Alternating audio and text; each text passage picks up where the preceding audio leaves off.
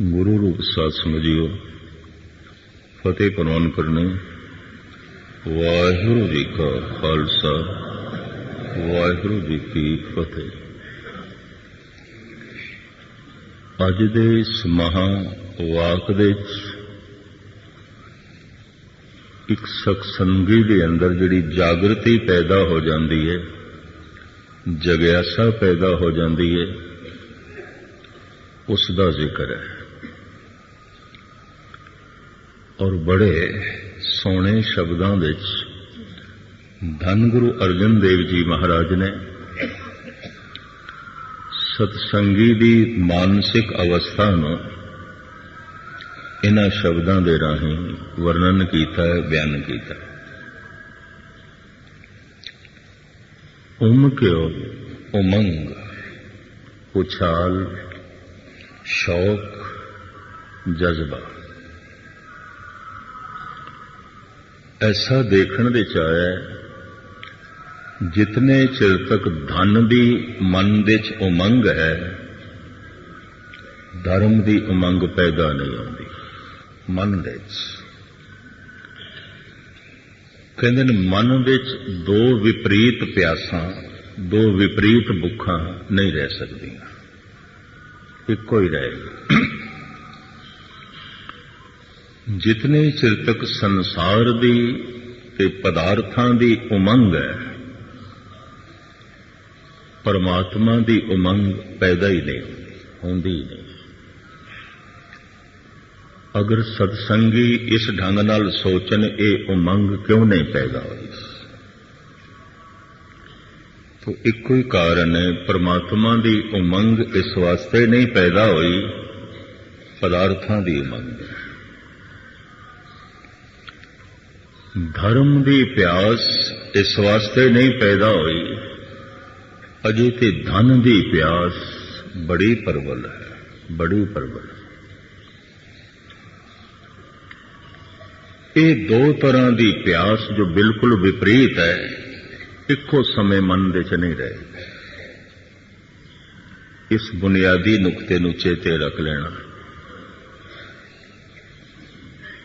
कथा एक ऐसा विषय जिहदी शुरुआत ना सुनी होवे ना, विचकार ते आखिरत कुछ पल्ले नहीं पैंदा।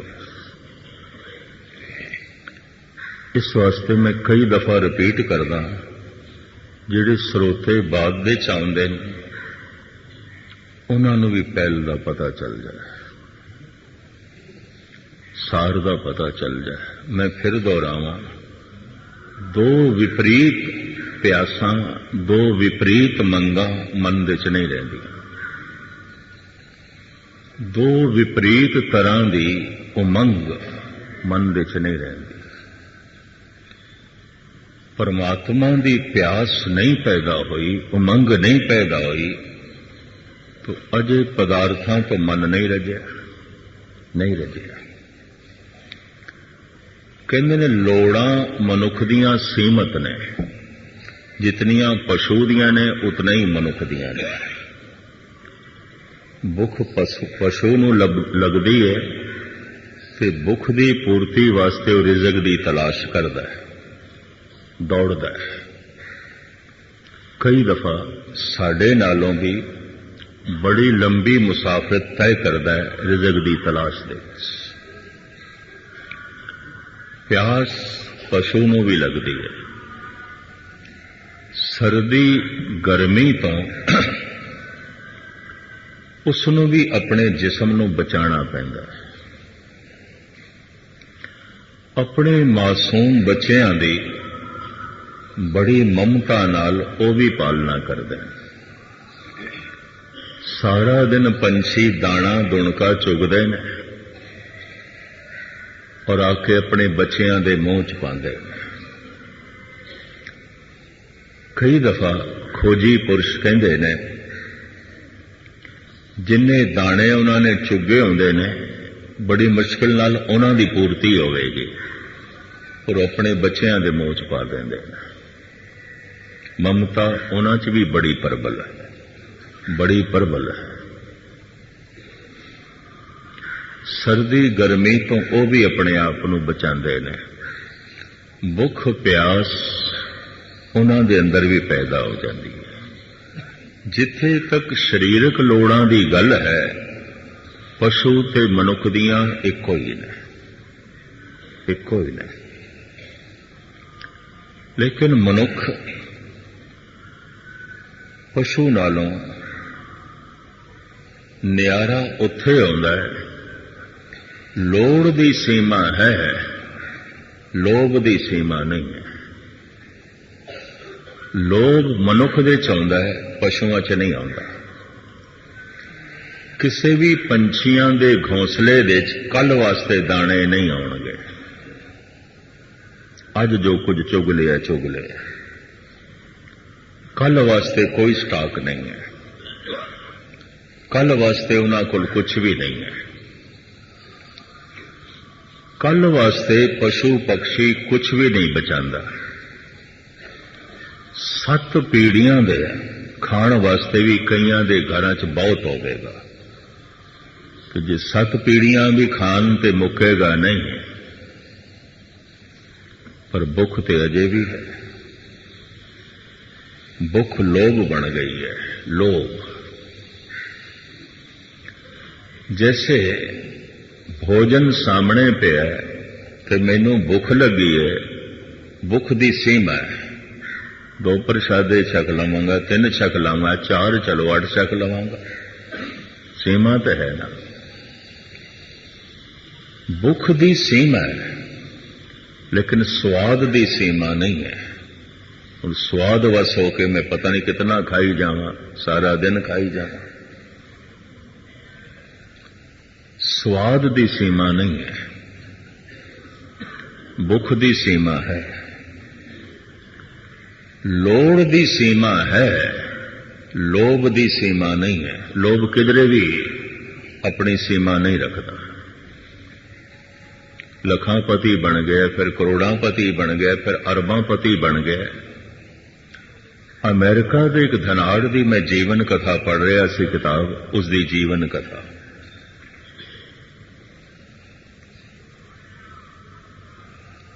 वो 10 अरब कैश डॉलर बैंकां दे छोड़ के मर रहा सी। जिहड़ी संपदा सी वो ते अलग, जिहड़े उहदे कारखाने सन वो ते अलग, जिहड़ियां सोने दियां उसदियां खाना सन वो ते अलग। लेकिन कैश 10 अरब डॉलर वो 15-20 बैंकां दे कैश छोड़ के जा रहा सी। एक उग्गा दार्शनिक जो उन्हां दी जीवन कथा लिख रहा सी ते चाहता सी मरण लगे दी कथा भी लिखा। जन्म ते लिखे, जीवन ते लिखे, हुण मर रहा, ये भी लिखना है। इस तो बिना ते कथा अधूरी रहेगी। तो कोल बैठा है, उसने पूछ लिया, महान भाव, इस आखिरी समय, इस आखिरी लम्हे थोड़े अंदर की इच्छा चल रही है? तुसी बड़े खुशी नाल जीवे हो, मरदे भी खुशी नाल पए होवोगे, क्योंकि अरबां खरबां दी तुसी संपदा छड़ के जा रहे हो ते 10 अरब डॉलर कैश।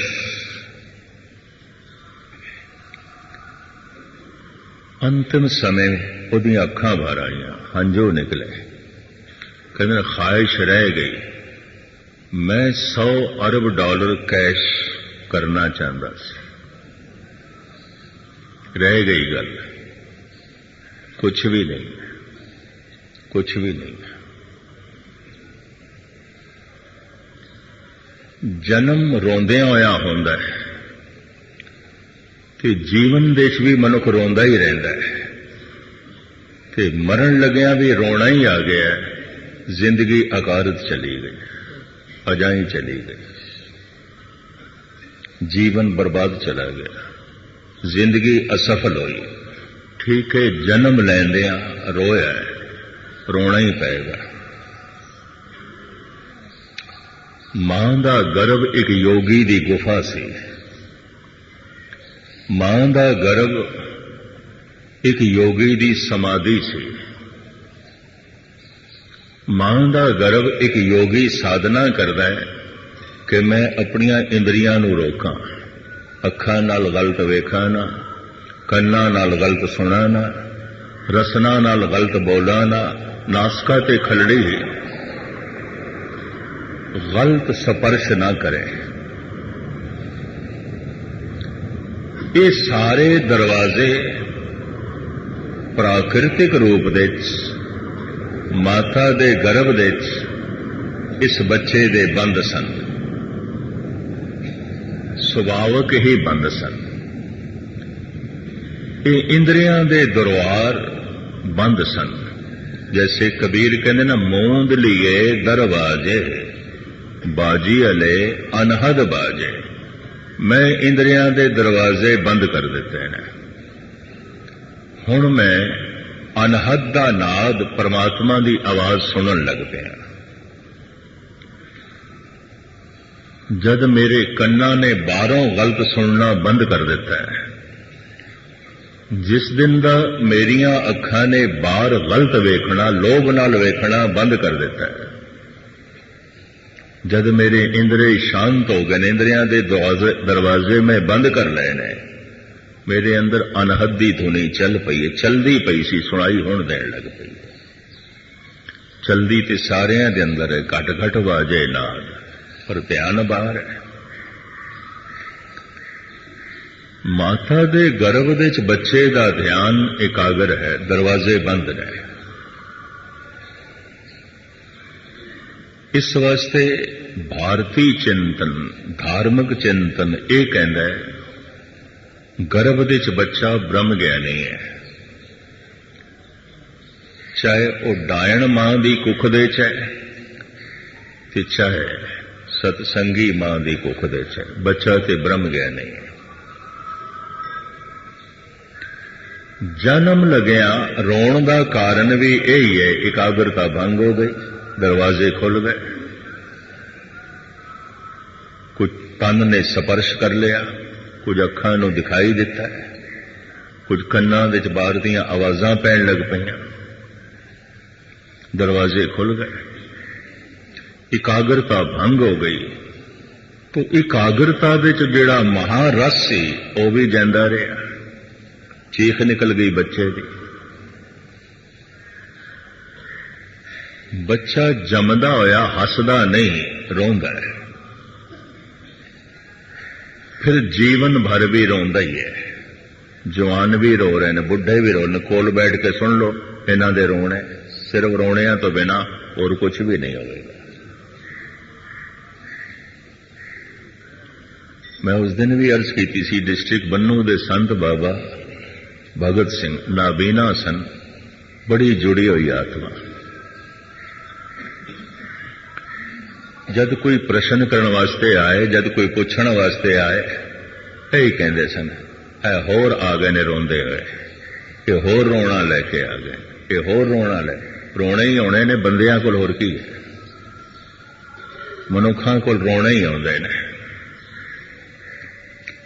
जमिया रोंदा होया, जीविया रोंदा होया, ते मरण लग्या भी रो रहा है। आया रोंदा होया, जांदा भी पिया रोंदा होया, जिंदगी अकारत चली गई, अजाई चली गई, बर्बाद चली गई। जमिया रोंदा होया क्योंकि एकाग्रता भंग हुई है। जीविया रोंदा होया क्योंकि कोई महारस नहीं मिलिया। तो जे मरना किधरे हासा बन सके, मरना किधरे आनंद बन सके, यात्रा सफल हो गई, संसार ते आया सफल हो गया। जिसदा मरना आनंदमयी नहीं है, समझ लेना उसका जीवना दुखमयी है, जन्म ते दुखमयी है, जन्म ते दुख है। जिंदगी अकारत गई, व्यर्थ गई। इस वास्ते कहते मौत परचा है कि हल कर सकिया कि नहीं, मरण लग्या आनंदमयी है कि नहीं। जिस मरने ते जग डरे मेरे मन आनंद, ये बोल कबीर दे दसदे पैने जीवना सफल हो गया, जिंदगी सफल हो गई। अवतारी पुरुष जिहड़े जन्म मरण की लालसा च नहीं आउंदे ते लोकां दा जन्म मरण मिटाण वास्ते जन्म ले लैंदे ने। जन्म मरण दोहों में नाई जन परोपकारी आए। इन्हां बारे धार्मिक अनुभवी पुरुष कहंदे ने हसदे होए आउंदे ने, प्रसन्न चित आउंदे ने। जैसे तुलसा दाई ने कह दिता सी, इस तरह का बालक मैं नहीं देखा जो मुस्कुरांदा होया आवे। ਇਹਦਾ मतलब है जगत ਨੂੰ खुशियां देवेगा, मुस्कुराहटां देगा, कुछ आनंद वंडण आया है। ਜਿਹੜੇ ਆਉਂਦੇ ਹੀ ਰੋਂਦੇ ਹੋਏ ਨੇ, ਜੀਵਦੇ ਹੀ ਰੋਂਦੇ ਹੋਏ ਨੇ, ਤੇ ਇਹਨਾਂ ਕੋਲ ਸਿਵਾਏ ਰੋਣਿਆਂ ਤੇ ਸਿਆਪਿਆਂ ਤੋਂ ਇਲਾਵਾ ਹੋਰ ਕੀ ਮਿਲੇਗਾ। ਭਰਾ ਦਾ ਗਿਲਾ ਹੁੰਦਾ ਹੈ, ਮੈਨੂੰ ਭਰਾ ਸੁੱਖ ਨਹੀਂ ਦੇ ਸਕਿਆ। ਬੱਚਿਆਂ ਦੇ ਗਿਲੇ ਆਉਂਦੇ ਨੇ, ਮੈਨੂੰ ਮਾਂ-ਬਾਪ ਤੋਂ ਸੁੱਖ ਨਹੀਂ ਮਿਲਿਆ। मां-बाप दे गिले आउंदे ने, सानू बच्चियां ने सुख नहीं दिता।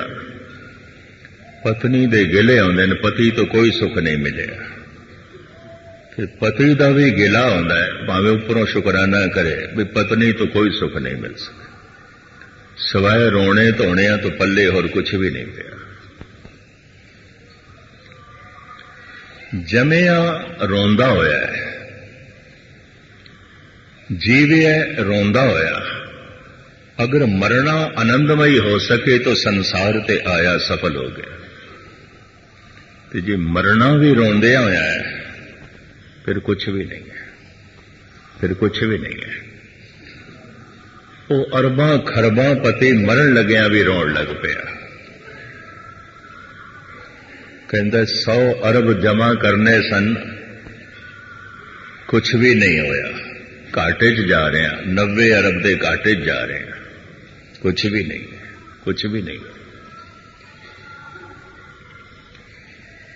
मैं एक दफा फिर अर्ज करा, भुख लगी है, भोजन की भुख की सीमा है।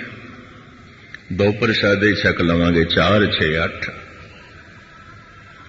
सीमा है, पर स्वाद की कोई सीमा नहीं है, कोई सीमा नहीं है। मनुख पशु की तरह सारा दिन भी चल सकता है, सारा दिन भी चल सकता है। बल्कि कई दफा तो ऐसा होता है, सारा दिन सोचता ही रहता है, हुण की खावां, हुण की खावां, हुण की खावां। कारण स्वाद की सीमा नहीं है, भुख की सीमा है, लोड़ां की सीमा है। कितने क कपड़े चाहिए ने। 2 साल पहले जो महान अभिनेत्री फिल्म इंडस्ट्री विच मनी हुई हीरोइन तमिलनाडु की राजनीति विच आई, मुख्यमंत्री बन गए। उहदे घर दे छापे पै, उहदे पहनण दियां 1400 साड़ियां निकलियां, 200 जोड़े पैरां दे ते 100 ज्वैलरी दे सैट सन, 100 तरह के गहणियां दे सैट। अंबार लग्या। लोड़ की सीमा है, लोभ की सीमा नहीं है। फिर भी उस पर केस चले, इन्हें करोड़ों के गबन कीते, वो कीते, अजे भी चलते पैन। कहने तो मुराद है, लोभ की कोई सीमा नहीं है, लोड़ की सीमा है।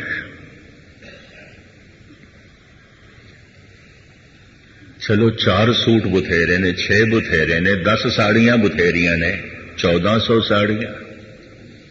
दिन दे च बंदा 6-6 दफा भी बदले थे वारी नहीं आवेगी। 14वें 100 दी। पैरां दे जोड़े 200। लोभ की सीमा नहीं है, लोड़ की सीमा है। भुख की सीमा है, स्वाद की सीमा नहीं है। इस वास्ते कहा गया है लोभी मनुख धार्मिक नहीं हो सकता। क्यों?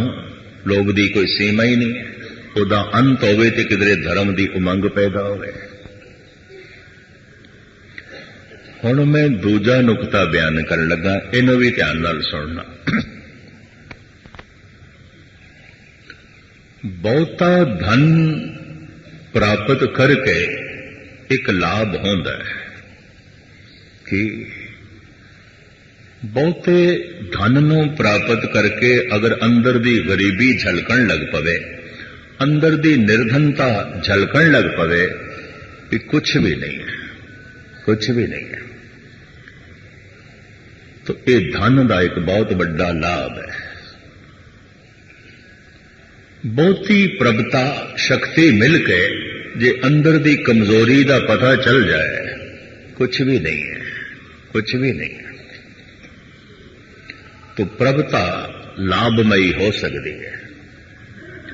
बहुता ज्ञान प्राप्त करके जे अंदर दी मूर्खता का पता चल जाए,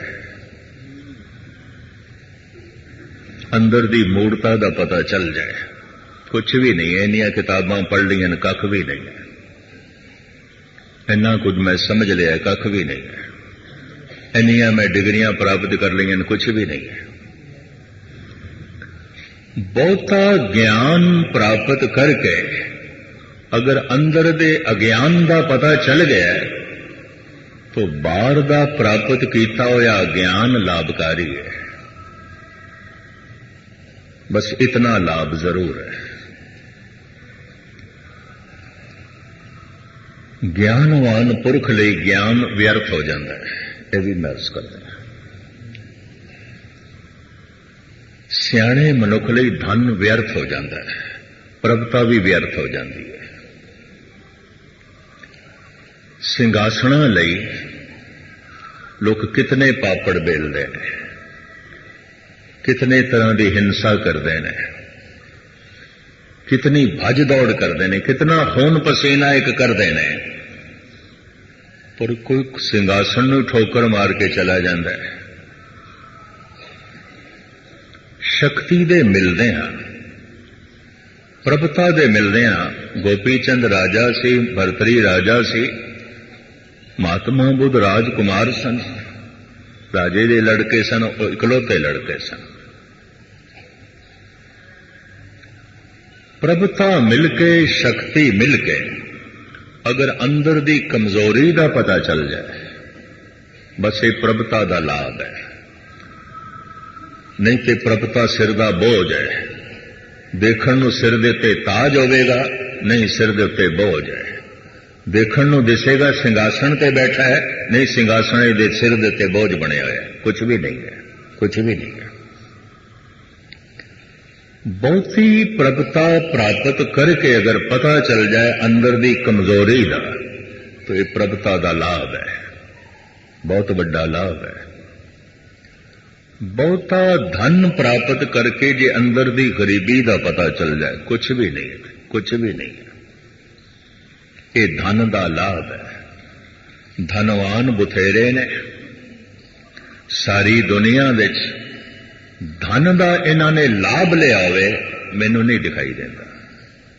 होवेगा कोई करता, मैं बीज नाश है ऐसा तो नहीं कह रहा, लेकिन नहीं रजे।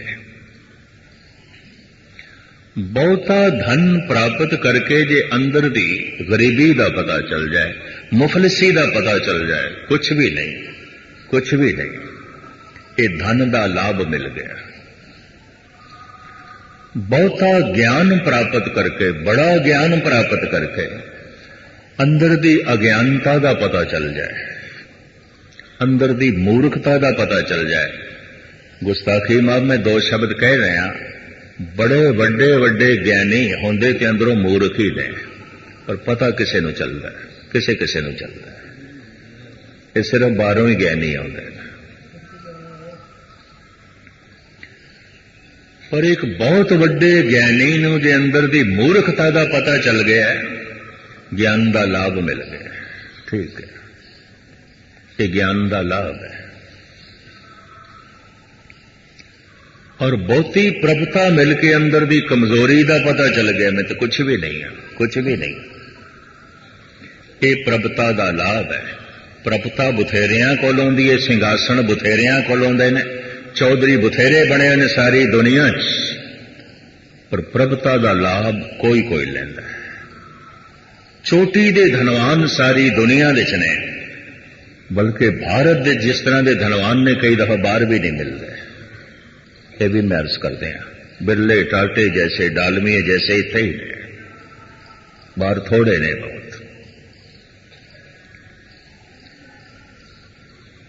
चोटी दे धनवाना किधरे अंदर दी गरीबी का पता चल जाए, ऐसे धनवान बहुत थोड़े ने, उंगलियां ते गिने जान वाले। ते अंदर दी मूर्खता का पता चल जाए, मूर्खता का पता चल जाए। पढ़िया मूर्ख आखिए, वो पढ़ा लिखा बहुत दार्शनिक फिलासफर भी मूर्ख है। केड़ा? जित लब लोभ अहंकार, लोभ वध गया, अहंकार ते वध गया, अंधेरा ते वध गया। ते जब अंदर अंधेरा वध गया तो पढ़ाई की खाक है, कुछ भी नहीं है। बहुता ज्ञान प्राप्त करके जे अंदर दी मूर्खता का पता चल गया, अंदर दी अज्ञानता का पता चल गया, ये ज्ञान का लाभ है। तो इस तरह के ज्ञान तो लाभ कोई कोई लैंदा है, कोई कोई लैंदा है। धन बुतेरियां कोल है, धन तो लाभ कोई कोई लैंदा है। शक्ति बुतेरियां कोल है, शक्ति तो लाभ कोई कोई लैंदा है। 50 साल हो गए साडा देश आजाद होया है, कितने चौधरी कितने सिंघासना ते बैठे उतरे, पर इन्हां विच एक भी जनक वर्गा नहीं है, महाराजा रणजीत सिंह वर्गा नहीं है, एक भी नहीं। हरिश्चंद्र वर्गा एक भी नहीं है। हरिश्चंद्र महादानी सब कुछ दान कर दिता, सिंघासना ते लुटेरे बैठे ने, लुटन वाले बैठे ने देश। कारण शक्ति नूं प्राप्त करके अपनी कमजोरी का पता चल जाए, शक्ति बेमैनी हो जाती है। धन नूं प्राप्त करके अंदर दी गरीबी का पता चल जाए तो धन बेमैनी हो जाता है। और बहुते ज्ञान नूं प्राप्त करके अंदर दी मूर्खता का पता चल जाए, ज्ञान बेमैनी हो जाता है। ज्ञान व्यर्थ हो गया, धन व्यर्थ हो गया, शक्ति ते प्रभुता व्यर्थ हो गई। ये बंदा किस तरह जीवे? इधर अंदरों फिर सच्ची उमंग पैदा होती है परमात्मा की, उदों पैदा होती है, उस तो पहले नहीं होती, कतई नहीं होगी। यह भी मैं अर्ज करा, जितने चिर तक कोई चौधरी पना लभ रहा है, प्रभुता लभ रहा है, अजे ते ये बाहर की कमजोरी नूं ढकण की कोशिश पिया करदा, जे अंदर की कमजोरी की तरफ इसका ध्यान नहीं गया। बड़ियां डिग्रियां हासिल कर रहा है, बड़ा कुछ पढ़ लिया है, अजे ते बाहर दे ज्ञान नाल उलझिया होया है, अजे ते बाहर दे अर्थबोध नाल उलझिया होया है, अजे अंदर दी मूर्खता नूं दूर करे, अजे इस पासे इसका ध्यान भी नहीं है। अजे इसनूं अंदर दी गरीबी का नहीं पता चलिया, क्यों? अजे ते बाहरों भी गरीब है, बाहरों भी गरीब है। हुण दूजे भी मैं 2 नुकते बयान करन लगा, सूत्र ही समझ लो। निर्धन मनुख दा जो बाहरों गरीब है, अंदर दी गरीबी नहीं दिखाई देती, उसका भगत होना बहुत औखा है, बहुत औखा है। अगर गरीब होके भगत हो गया है तो ये पिछले जन्मां दे संस्कार ने, जैसे कबीर कहते ने, पूर्व जन्म हम तुमरे सेवक अब तो मिटिया ना जाई। हे प्रभु, मैं सेवक ते पिछले जन्म दे भी सी, बंदगी ते करदा रहा। कबीर ने इंज कह लो, पिछले जन्म दे जे 100 मील की यात्रा है, 90 मील की यात्रा ते कर ही लई सी, सिर्फ 10 मील रहिंदे सन, 10 कदम रहिंदे सन। जिंदगी का अंत हो गया। तो पिछला ज्ञान नष्ट नहीं होता। जिवें जिस अवस्था घर मनुख सुता है, जाग के भी वही अवस्था है, वही मकान, वही परिवार, वही धन संपदा। जिस तरह का अनुभव ते ज्ञान प्राप्त करके मनुख मरे है, अगला जन्म उसे ज्ञान तो शुरू होता है, उसे ही सोच समझ तो शुरू होता है। इस वास्ते धार्मिक ज्ञानी ते कहते हैं मरना ते जमना कुछ भी नहीं है, ये हजारां दफा लखां दफा हो चुके हैं। परिवर्तन होता सिर्फ तब्दीली आती, जिवें असीं तन दे उत्ते कपड़े बदलते रहते हैं, प्रकृति साडा तन बदलती रहती है। उस तन ने जो कुछ संग्रह किया होंदा वो नष्ट नहीं होता, वो तो मिल जाता है, वो तो अगले जन्म नाल मिल जाता है, प्राप्त हो जाता है। फिर मरना केड़ी गल दा होया, ते फिर जन्म केड़ी गल दा होया। इस वास्ते भगत पीपा जी साहब कहने ना कछ आए बो ना कछ जाए बो, राम की दुहाई, न किछ जन्मे न किछ मरे, कुछ भी जमदा नहीं कुछ भी मरदा नहीं। जिस अवस्था विच मनुख सुता है, परिवार घर बार धन संपदा, 2 घंटे 3 घंटे 4 घंटे सुता है, सौ के संबंध ते सारा टुट गया, जागदियां फिर संबंध जुड़ गया। जिस अनुभव की अवस्था च, जिस ज्ञान की अवस्था च मनुख सुता है, संबंध उदों भी जो है टुटते हैं, तो जिस ज्ञान की अवस्था च मरे है, संबंध उदों भी टुटते हैं। नींद भी संबंध तोड़ती है, मौत भी संबंध तोड़ती है। जाग के फिर संबंध जुड़ जाते हैं, अगला जन्म होके फिर संबंध जुड़ जाता है। इस वास्ते मौत नूं भी नींद आखे, संबंध टुटते हैं संबंध जुड़ जाते हैं। जिस ज्ञानमयी अवस्था दे, जिस अनुभवमयी अवस्था दे, जैसे कोई जवान है तो सौ गया है, कि जब जागेगा बच्चा होगा, जागेगा जवान है, 2-3 घंटे बाद जागेगा कोई बुढ़ा है, जवान है। सौन लग्या जिस अवस्था दे से जागन लग्या भी उसे ही अवस्था दे है। जिस ज्ञान दे, जिस सूझ समझ दे, जिस अनुभव दे मनुख की मौत हो जाती है, अगला जन्म उत्थों ही शुरू होता है, उत्थों ही शुरू होता है। एक मनुख बाहरों निर्धन है, गरीब है, वो तो बाहर की गरीबी नाल उलझिया होया है, वो तो बाहर की गरीबी च फसिया होया, इन वजह अंदर की गरीबी नहीं दिखाई देती। अगर कोई गरीब मनुख भगत बन गया, जैसे बहुत सारे गरीब भगत बैठे ने गुरु ग्रंथ साहब दे, इन्हां दे पिछले संस्कार ने, पिछले ये पूर्व जन्म की तपस्या है, पूर्वले जन्म की। अगर कोई चोटी का धनवान होके भी उन्होंने अपने अंदर की गरीबी नहीं दिखाई दे रही, लगता है कि कई जन्मां का कंगाल ते भिखारी चले आ गए, ये बहुते जन्मां का कंगाल है और बड़ा ही मूड है, अत्यंत मूड है, बिल्कुल पत्थर है, अकल नाम की कोई चीज नहीं है। और मैनू कहने दे कोई संकोच भी नहीं, 90वीं सदी चोटी के धनवाना को अकल नाम मात्र होंदी नहीं, सिर्फ धन नूं समझण दी अकल होंदी, उन्हां कोल अपने परिवार दे समझण दी भी अकल नहीं होंदी। पत्नी नूं समझ लैण, बच्चिआं नूं समझ लैण, भरावां नूं समझ लैण, समझण वास्ते उन्हां कोल समा ही नहीं है, धन दे वास्ते समा है, सारा समा ते उसते खर्च कीता है। धन की बहुत वड्डी सियाणप ये तो परिवार लई भी मूर्ख है, इहनूं परिवार दी भी समझ लई, कोई रिश्ते ढंग नाल नहीं निभांदा, किसी भी रिश्ते नाल ढंग दा संबंध नहीं जोड़ता।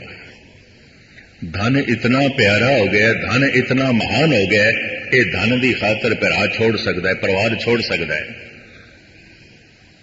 मां बाप छोड़ सकता है। धन ही सब कुछ है, धन दी ही महिमा। इस तरह का मनुख बहुत अचेत होगा, चोटी का धनाढ़ होके भी अंदर की गरीबी नहीं दिखाई देती, बड़ा अचेत होगा, महामूढ़ होगा, और कई जन्मां दा कंगाल होवेगा। अजे ते बाहरों भी गरीब है, सवेर दा है ते शाम दा नहीं। जैसे कबीर दा घर, मुस मुस रोवे कबीर की माई, ये बारक कैसे जीवे रगराई। कि किमें मेरे बच्चे जीवणगे, पोतरियां नूं देख के कहंदी है कि मेरे बच्चे पोतरे मेरे किमें जीवणगे। ये ते काम बहुत थोड़ा करदा है। तनना बुनना सब तजियो है कबीर, सूत पिया खड्डी पई है, सारा सारा दिन बैठदा ही नहीं काम ते। तनना बुनना सब तजियो है कबीर, हर का नाम लिख लियो शरीर। एक टाइम है, दूजे टाइम कोई नहीं। ये बाहरों बहुत गरीब है, बहुत गरीब है, अत्यंत मुफलिस है, लेकिन अंदरों ये बादशाहां दा बादशाह बन गए। ये पूर्वले संस्कार ने। बाहरों बड़ा अमीर है, बड़ा अमीर है, बड़ियां महल माड़ियां ने, बड़ियां फैक्ट्रियां ने, बड़ा धन है, बड़ी संपदा है।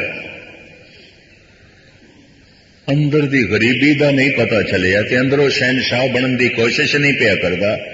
अवल ते महामूर्ख होवेगा, थोड़ा नहीं मूर्ख, महामूर्ख पत्थर दी तरह जड़ होवेगा। ते दूसरा कई जन्मां दा कंगाल होवेगा, एक जन्म दा नहीं है। कई जन्मां दा भिखारी रहा होवेगा, कई जन्मां दा कंगाल रहा होवेगा।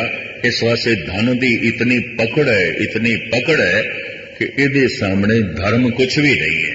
हुण मैं फिर दोहरावां, धर्म दी उमंग, परमात्मा दी उमंग उदों पैदा होंदी है जब पदार्थ सिर्फ लोड़ मात्र रह जान, पदार्थां दी कोई प्यास ना होवे। धर्म दी उमंग उस दिन पैदा होंदी है जिस दिन धन सिर्फ लोड़ मात्र रह जाए, धन दा लोभ ना होवे। नहीं तो लोभ परमात्मा की उमंग नहीं पैदा होंगे, नहीं होंगे। इत्थे बैठ के आप फैसले करिए, गुरुद्वारे आखिर विचार ही तो करनी है। गुरुद्वारे होए सोझी पाए सी, अगर ये उमंग जिस दे अंदर भी नहीं, मेरे अंदर नहीं या थोड़े अंदर नहीं, तो समझ लेना लोभ है।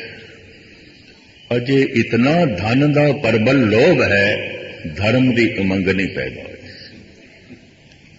अजे पदार्थों की इतनी परबल प्यास है, परमात्मा की प्यास नहीं पैदा हुई। तो परमात्मा की प्यास पैदा हो सके,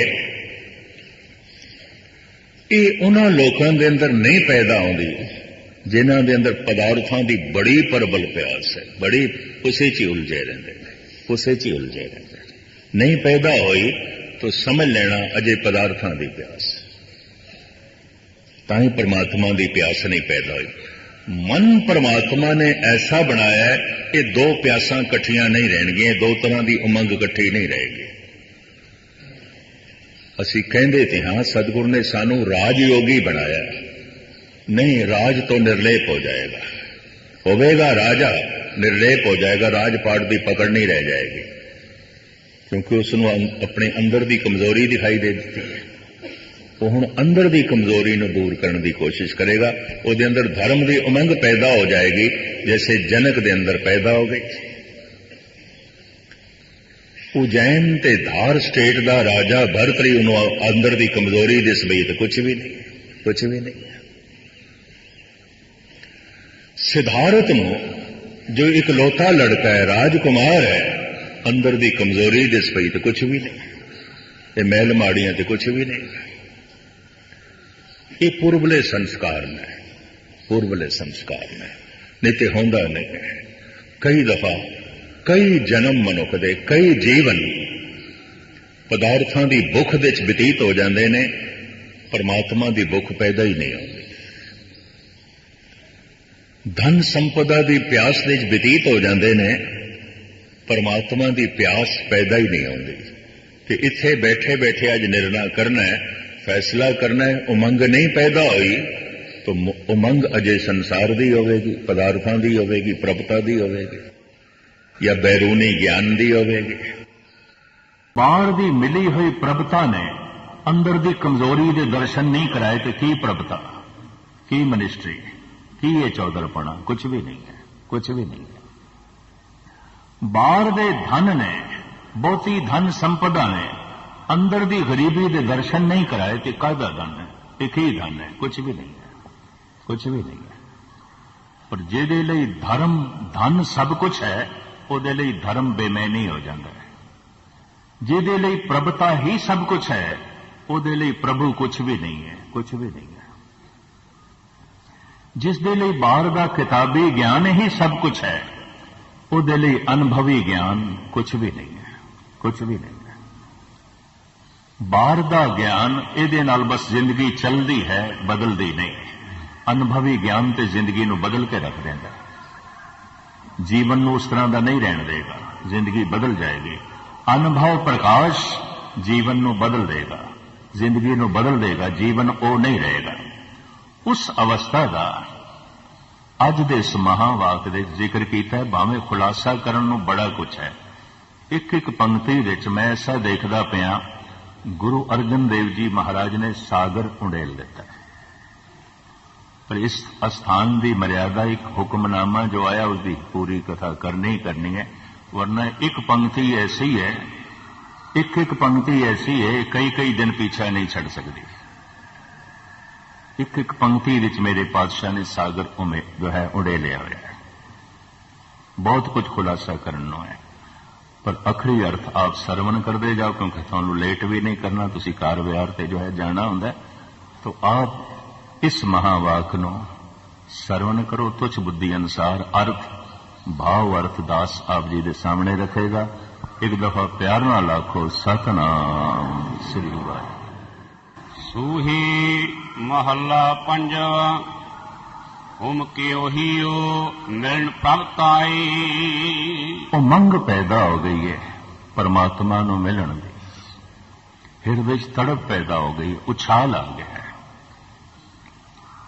ਇਹ ਉਮੰਗ ਇਸ ਤਰ੍ਹਾਂ ਜਿਵੇਂ ਵਿਛੜਿਆ ਹੋਇਆ ਮਾਸੂਮ ਬੱਚਾ ਦੂਰੋਂ ਮਾਂ ਨੂੰ ਵੇਖ ਕੇ ਐਵੇਂ ਹੱਥ ਪਸਾਰਦਾ ਹੈ, ਇਹਨੂੰ ਉਮੰਗ ਕਹਿੰਦੇ ਨੇ। ਜਿਵੇਂ ਦਿਨ ਭਰ ਦਾ ਪਿਆਸਾ ਮਨੁੱਖ ਸਾਹਮਣੇ ਕਿਧਰੇ ਚਸ਼ਮਾ ਵੇਖ ਲੈਂਦਾ ਹੈ, ਦਰਿਆ ਨੂੰ ਵੇਖ ਲੈਂਦਾ ਹੈ, ਸਰੋਵਰ ਨੂੰ ਵੇਖ ਲੈਂਦਾ ਹੈ, ਤੇ ਜੈਸੇ ਉਸ ਦੇ ਅੰਦਰ ਉਮੰਗ ਪੈਦਾ ਹੁੰਦੀ ਹੈ, ਖਿੱਚ ਪੈਦਾ ਹੁੰਦੀ ਹੈ, ਭੱਜ ਪੈਦਾ ਹੁੰਦੀ ਹੈ, ਇਸ ਤਰ੍ਹਾਂ ਸਾਹਿਬ ਕਹਿੰਦੇ ਨੇ ਅੰਦਰ ਪ੍ਰਭੂ ਨੂੰ ਮਿਲਣ ਦੀ ਉਮੰਗ ਪੈਦਾ ਹੋ ਗਈ ਹੈ, ਉਛਾਲ ਪੈਦਾ ਹੋ ਗਿਆ, ਅੰਦਰ ਇੱਕ ਬੜਾ ਪ੍ਰਬਲ ਵਲਵਲਾ ਪੈਦਾ ਹੋ ਗਿਆ। ਹਾਂਜੀ, ਖੋਜਤ ਚਰਿਓ ਦੇਖਾਓ ਪ੍ਰੇ ਜਾਈ। ਇਹ ਹੁਣ ਉਮੰਗ ਬੈਠਣ ਤੇ ਨਹੀਂ ਦੇਵੇਗੀ, ਇਹ ਉਛਾਲ ਟਿੱਕੇ ਤੇ ਬੈਠਣ ਨਹੀਂ ਦੇਗੀ, ਤੇ ਖੋਜੇਗਾ। ਖੋਜਤ ਚਲੋ, ਚੱਲ ਪਏ ਖੋਜ ਤੇ, ਲੱਭਣ ਨੂੰ ਚੱਲ ਪਏ। ਜੈਸੇ ਪਹਾੜਾਂ ਦਾ ਸੀਨਾ ਚੀਰ ਕੇ ਜਦ ਝਰਨਾ ਨਿਕਲਦਾ ਹੈ, ਬੜੀ ਤੇਜ਼ੀ, ਬੜੀ ਉਛਾਲ, ਇਹ ਵੀ ਲੱਭ ਰਿਹਾ ਹੈ ਸਾਗਰ ਨੂੰ। ਦੂਰ ਹੈ ਸਾਗਰ, ਰਸਤੇ ਵਿੱਚ ਚਟਾਨਾਂ ਨੇ, ਉਹਨਾਂ ਨਾਲ ਟਕਰਾਏਗਾ। ਰਸਤੇ 'ਚ ਵੱਡੇ ਵੱਡੇ ਦਰਖਤ ਆਣਗੇ, ਉਹਨਾਂ ਨਾਲ ਟਕਰਾਏਗਾ। ਹੋ ਸਕਦਾ ਮਰੂਥਲ ਆਵੇ, ਉਹ ਇਸ ਨੂੰ ਜਜ਼ਬ ਕਰੇਗਾ। ਪਤਾ ਨਹੀਂ ਕਿਤਨੀਆਂ ਔਕੜਾਂ ਤੋਂ ਲੰਘ ਕੇ ਇਹ ਸਾਗਰ ਤੱਕ ਪਹੁੰਚ ਵੀ ਸਕੇਗਾ ਕਿ ਨਹੀਂ। ਜਦ ਕਦੇ ਇਸ ਤਰ੍ਹਾਂ ਦੀ ਗੱਲ ਚਲੇ, ਭਾਈ ਵੀਰ ਸਿੰਘ ਜੀ ਦੀ ਇੱਕ ਨਜ਼ਮ ਮੈਨੂੰ ਚੇਤੇ ਆ ਜਾਂਦੀ ਹੈ, ਜੋ ਉਹਨਾਂ ਨੇ ਪਹਿਲਗਾਮ ਦੇ 'ਚ ਲਿਖੀ ਸੀ। ਵਹਿੰਦਾ ਵਗਦਾ ਪਾਣੀ ਤੱਕ ਕੇ ਦਿਲ ਮੇਰਾ ਵਗ ਟੁਰਿਆ। ਉਹ ਉਮੰਗ ਹੈ, ਉਹ ਪਾਣੀ ਦੀ ਉਮੰਗ ਹੈ। ਉਹਨੇ ਪਹਾੜ ਦਾ ਸੀਨਾ ਚੀਰ ਦਿੱਤਾ ਹੈ। ਆਪਣਾ ਹੀ ਸੀਨਾ ਚੀਰ ਕੇ ਕੋਈ ਉਮੰਗ ਨਿਕਲਦੀ ਹੈ, ਉਛਾਲ ਨਿਕਲਦਾ ਹੈ। ਇਹ ਵੀ ਮੈਂ ਅਰਜ਼ ਕਰਾਂ, ਇਸ ਵਾਸਤੇ ਝਰਨੇ ਨਾਲ ਤਸ਼ਬੀਹ ਦਿੱਤੀ ਹੈ। ਪਹਾੜ ਦਾ ਸੀਨਾ ਚੀਰ ਕੇ ਪਾਣੀ ਨਿਕਲਿਆ, ਬੜਾ ਉਛਾਲ, ਬੜੀ ਤੇਜ਼ੀ, ਜਿਵੇਂ ਹੁਣੇ ਹੀ ਸਮੁੰਦਰ ਨੂੰ ਜਾ ਕੇ ਮਿਲਣਾ। ਚਲਦਿਆਂ ਉਸ ਨੂੰ ਪਤਾ ਚੱਲਦਾ ਚਟਾਨਾਂ ਨੇ, ਰੋੜੇ ਨੇ, ਅਟਕਾਓ ਹੈ। ਫਿਰ ਮਰੂਥਲ ਦਾ ਭਟਕਾਓ ਵੀ ਹੈ, ਉਹ ਜਜ਼ਬ ਕਰ ਸਕਦਾ ਹੈ। ਫਿਰ ਸੂਰਜ ਦੀਆਂ ਤੇਜ਼ ਕਿਰਨਾਂ ਵੀ ਨੇ, ਸੁਕਾਣਗੀਆਂ। ਉਮੰਗ ਤੇ ਕਈ ਦਫਾ ਪੈਦਾ ਹੋ ਜਾਂਦੀ ਹੈ, ਪਰ ਕਈ ਦਫਾ ਇਸ ਉਮੰਗ ਦੇ ਵਗਦੇ ਹੋਏ ਵੇਗ ਨੂੰ ਸੰਸਾਰ ਦੇ ਦੁੱਖ ਔਕੜਾਂ ਸੁਕਾ ਕੇ ਰੱਖ ਦਿੰਦੇ। ਕੋਈ ਸਮੱਸਿਆ ਘਰੇਲੂ ਸਮਾਜਿਕ ਚਟਾਨ ਦੀ ਤਰ੍ਹਾਂ ਸਾਹਮਣੇ ਆ ਜਾਂਦੀ, घरेलू समस्या, कोई परिवारक समस्या चट्टान बन के सामने आ गई है, वैन नूं रोक दी है। कोई कारोबारी औकड़ खड़ी हो गई है, बड़ी प्रबल औकड़ खड़ी हो गई है, उपजीविका का मसला खड़ा हो गया। इस तरह दियां एक चट्टाना नहीं, पहाड़ चों निकले झरने नूं पता नहीं कितनियां चट्टानां नाल टकराना पैंदा है। भाई वीर सिंह ने दृश्य बड़ा सोहना खिंचिया है। वहंदा वगदा पानी तक के दिल मेरा वग टुरिया, डाढ़ा निर्मल स्वच्छ ते सोना दिल उस अंदर खुरिया। ऐ पर डाढ़ी चीस सी उठी जां पत्थरां नाल वज्जा, ठेडे ठुडे खाके आखिर पिछा घर नूं मुड़िया। रस्ते चट्टान आई ते चट्टान नाल जैसे टकराया ते चट्टान ने रुख मोड़ दिता, वापस कर दिता। कोई खड़ी हो गई समाजिक समस्या, ऐसी खड़ी हो गई, अज नितनेम नहीं कीता, अज गुरुद्वारा चेते नहीं, अपनी समस्या च उलझे रह गए। चट्टान नाल टकराए ते रुख मुड़ गया। शायद कई दिन तक ये रुख मुड़िया रहे होंदा। आखिर तुसी गृहस्थी संसार विच रहिंदे आ, संसार विच औकड़ां ते हन। कदी कोई समाजिक चट्टान खड़ी हो जाती है, कदी कोई आर्थिक खड़ी हो जाती है, कारोबारी खड़ी हो जाती है, कदी कोई शरीरक हो जाती है। इतना वड्डा नुक्स शरीर विच पैदा हो गया है, उठना औखा, इशनान करना औखा, नाम जपना औखा। मैनू एक सज्जन ते बड़ा माण सी, और दिन मैं दिल्ली मिलन गया, रो पिया ज़ारो ज़ार। मैं कहा मित्रा, तेरे कोल मैनू ये उम्मीद नहीं सी कि शरीर दे ठीक है औकड़ पैदा हो गई है, भयंकर रोग पैदा हो गए है, और ये रोग दसदा पिया है कि शरीर अपने अंतिम पड़ाव पे है। और तुसी भी रोवोगे, ये मैं नहीं सोचिया सी। मैनू कहने लगे, मस्कीन जी, इस दुख करके मैं नहीं रो रहा, अज महीना हो गया इशनान नहीं किया। मैं ते सीसगंज के दर्शनां लई तरस गया। एक दिन नागा पै जांदा सी कदी, ते कितने कितने दिन मैं रोंदा रहिंदा सी। अज महीना हो गया मैं नहीं गया। मैं तो इसलिए रो रहा, अज एक महीना हो गया मैं बैठ नहीं सकिया, नितनेम नहीं कर सकिया, मैं तो जप नहीं कर सकिया। फिर मैं रो रहा, तुसी आए हो, थानू ढंग नाल बिठावां, थोड़ा सन्मान करा, मेरे शरीर सत्या ने। मैं तो इसलिए रो रहा। मैं कहा धन है फिर तू, मैं भी उहदे पैरां ते हथ लाया, फिर तू धन। ऐसी हालत विच तैनू गुरुद्वारा सीसगंज चेते आ रहा है, सत्संगी चेते आ रहे ने, गुरु दा नाम चेते आ रहा है, नितनेम चेते आ रहा है। कोई गल नहीं, ठीक है, मैं तसल्ली दी। मैं तो ठीक है, कोई गल नहीं। मैं कहा मैनू भुलेखा लग गया। भाई साहब भाई वीर सिंह जी कहते रस्ते च रोड़े आ गए, चट्टाना आ गई, टकराया पानी, पिछे मुड़ पे